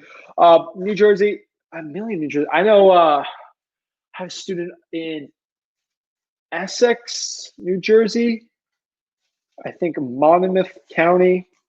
Again, I'm butchering it, but I know the East Coast, New Jersey. Lou, he actually went on here. He's in Jersey City. Get connected with him. He seems like a great dude. I'll probably talk to him maybe tomorrow or whatever. But great guy. Love getting connected with people. You know, it's just good learning. But yeah, New Jersey, looking at virtual anywhere and here to learn, dude. Just be a sponge with knowledge, man. Just learn what I'm saying. Go to Sean Terry, hear what he's saying, hear what Pace Morby's saying, hear what Jamil Damshi's saying. Like, hear whatever. Like, it's cool that like a lot of people listen to me for like their real estate advice, but I'm telling you, I'm just one guy. Listen to a million other people. Get perspectives. It's like talking to people from like different cultures, like getting their perspective on things on like in real estate investing. It's just like I'm the guy, I'm big on wholesaling, marketing, acquisitions. Maybe you go to another dude who's really into dispositions. Just be like a ninja, man. Just learn skills from everywhere. Just be really versatile on your game there at wholesaling. It'll help you out so much. But Jason, appreciate the tips. Thank you so much, man. Jason says, you got Cash App. I'll Cash App you for a call. I don't waste time. I don't want to waste your free time. Dude, stop. Don't pay me. I don't want to get I'm not here to get paid. Like, honestly, spend that money on marketing. Dude, I'm here to help you out. I've gone on here for 3 hours. I'll probably go on for another 3 hours next week. Like, I don't care. Like, I'm here to help you out. Dude, spend that Cash App money, I'm telling you right now.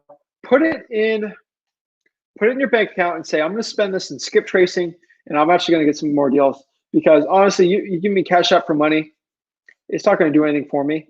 Like, I make 90, like I make most of my money.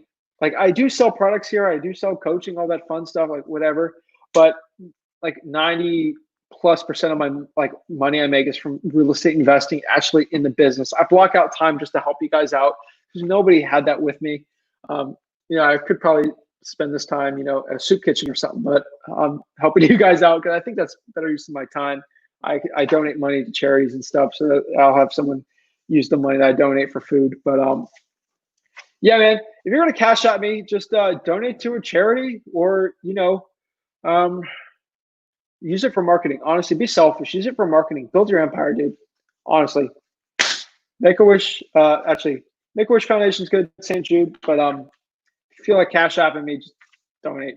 But yeah, man, be selfish, man. I'm telling you, in the beginning, sometimes you got to be selfish. It sounds kind of cruel, but like you want to make sure you have the most marketing budget possible to help you get these deals and make you financially free. Because once you start making 6 figures a year, you can start just giving out and just helping people out so much. But hopefully that answered your question. And yeah, bro, DM me. Always love to help you answer. I'm on here for hours every week. I can't wait to have you on next week and just talk. And bro, you said you want to give me a call. I'm not going to get into it right now, but next week I have a link, just like Lou did. Look at the replay. You can just get on this and we can just talk, man. Just do it. It's free, bro. Yeah, be selfish. Use that money for marketing. Vincent, your content is info so good. Thank you for sharing your experience. Bro, thank you so much for watching it, dude. I'm nothing without you guys watching it and helping me out here. 1,240 subscribers. Strong, bro. So strong, man. We're going strong here. I'm telling you, I'm not going to forget any of you guys. Once I hit 100,000 subscribers, dude, I will never forget any of you guys. Just helped me out here so much. But dude, I'm telling you, we started this channel about a year ago, and I told myself if I had like 50 subscribers, I would be so happy. And we got 1,240, 50. Like, dude, so humbled you guys are actually helping me out here and just helping me share, like me helping you guys out. It just means the world to me. I appreciate you guys so much for coming on here. Again, I said I'm not coming off till I answer all these questions. So keep the questions going if you want me all longer. But thanks for your time and energy. Let's make him proud, guys. Awesome, guys. All love, man. Everything from you guys. Thank you so much. Jason says, I'll do one better. I'll purchase PropStream now. Oh, honestly, use that. My earpods just, let me make sure this works. My audio.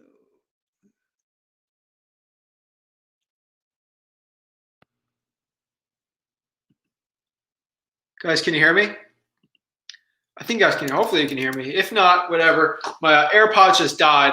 So that's it, guys. I really appreciate it. If you have any more questions, and let me know. I'll do a quick speed round if you want. But I'm getting ready to hop out. But I've already promised you guys I'm not hopping off till I get everything done. So I'm gonna give you. I'll give you a Jeopardy timer. I'm gonna give you 2 minutes to think of every question you possibly can. I'm gonna do a speed round, and I'm gonna sign off. But I'm answering every single question. I can talk fast. So let me know. Let me stretch out here. I'll give you a little Jeopardy music going on here. But we've got 2 minutes here. Answer every single question possible you can think of in your head, even if it's stupid. Just like, what's a cool nickname for me as a wholesaler? I'll answer it, and we get going here. But let me stretch out here.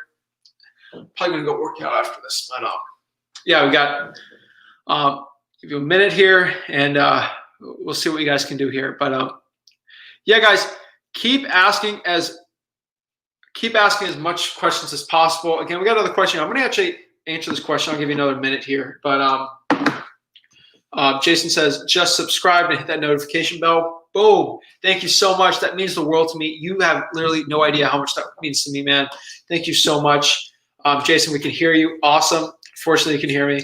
But Douglas says, why is everyone teaching wholesaling? There's so many programs. Again, here's the truth.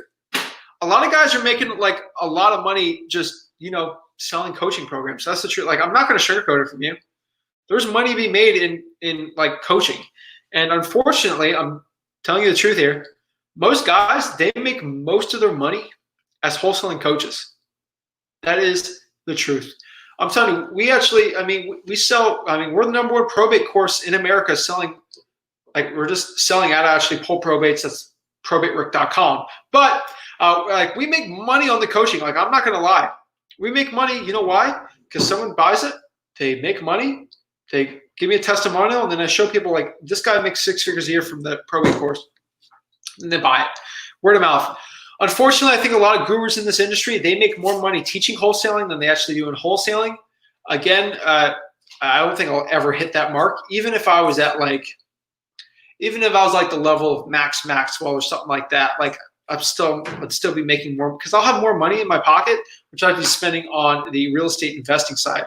Like, I'm telling you right now, I know for a fact, like I will be bigger than all those big gurus one day, but I'm telling you, I'll be making more money in the real estate investing side than anyone. And no disrespect to Max Maxwell.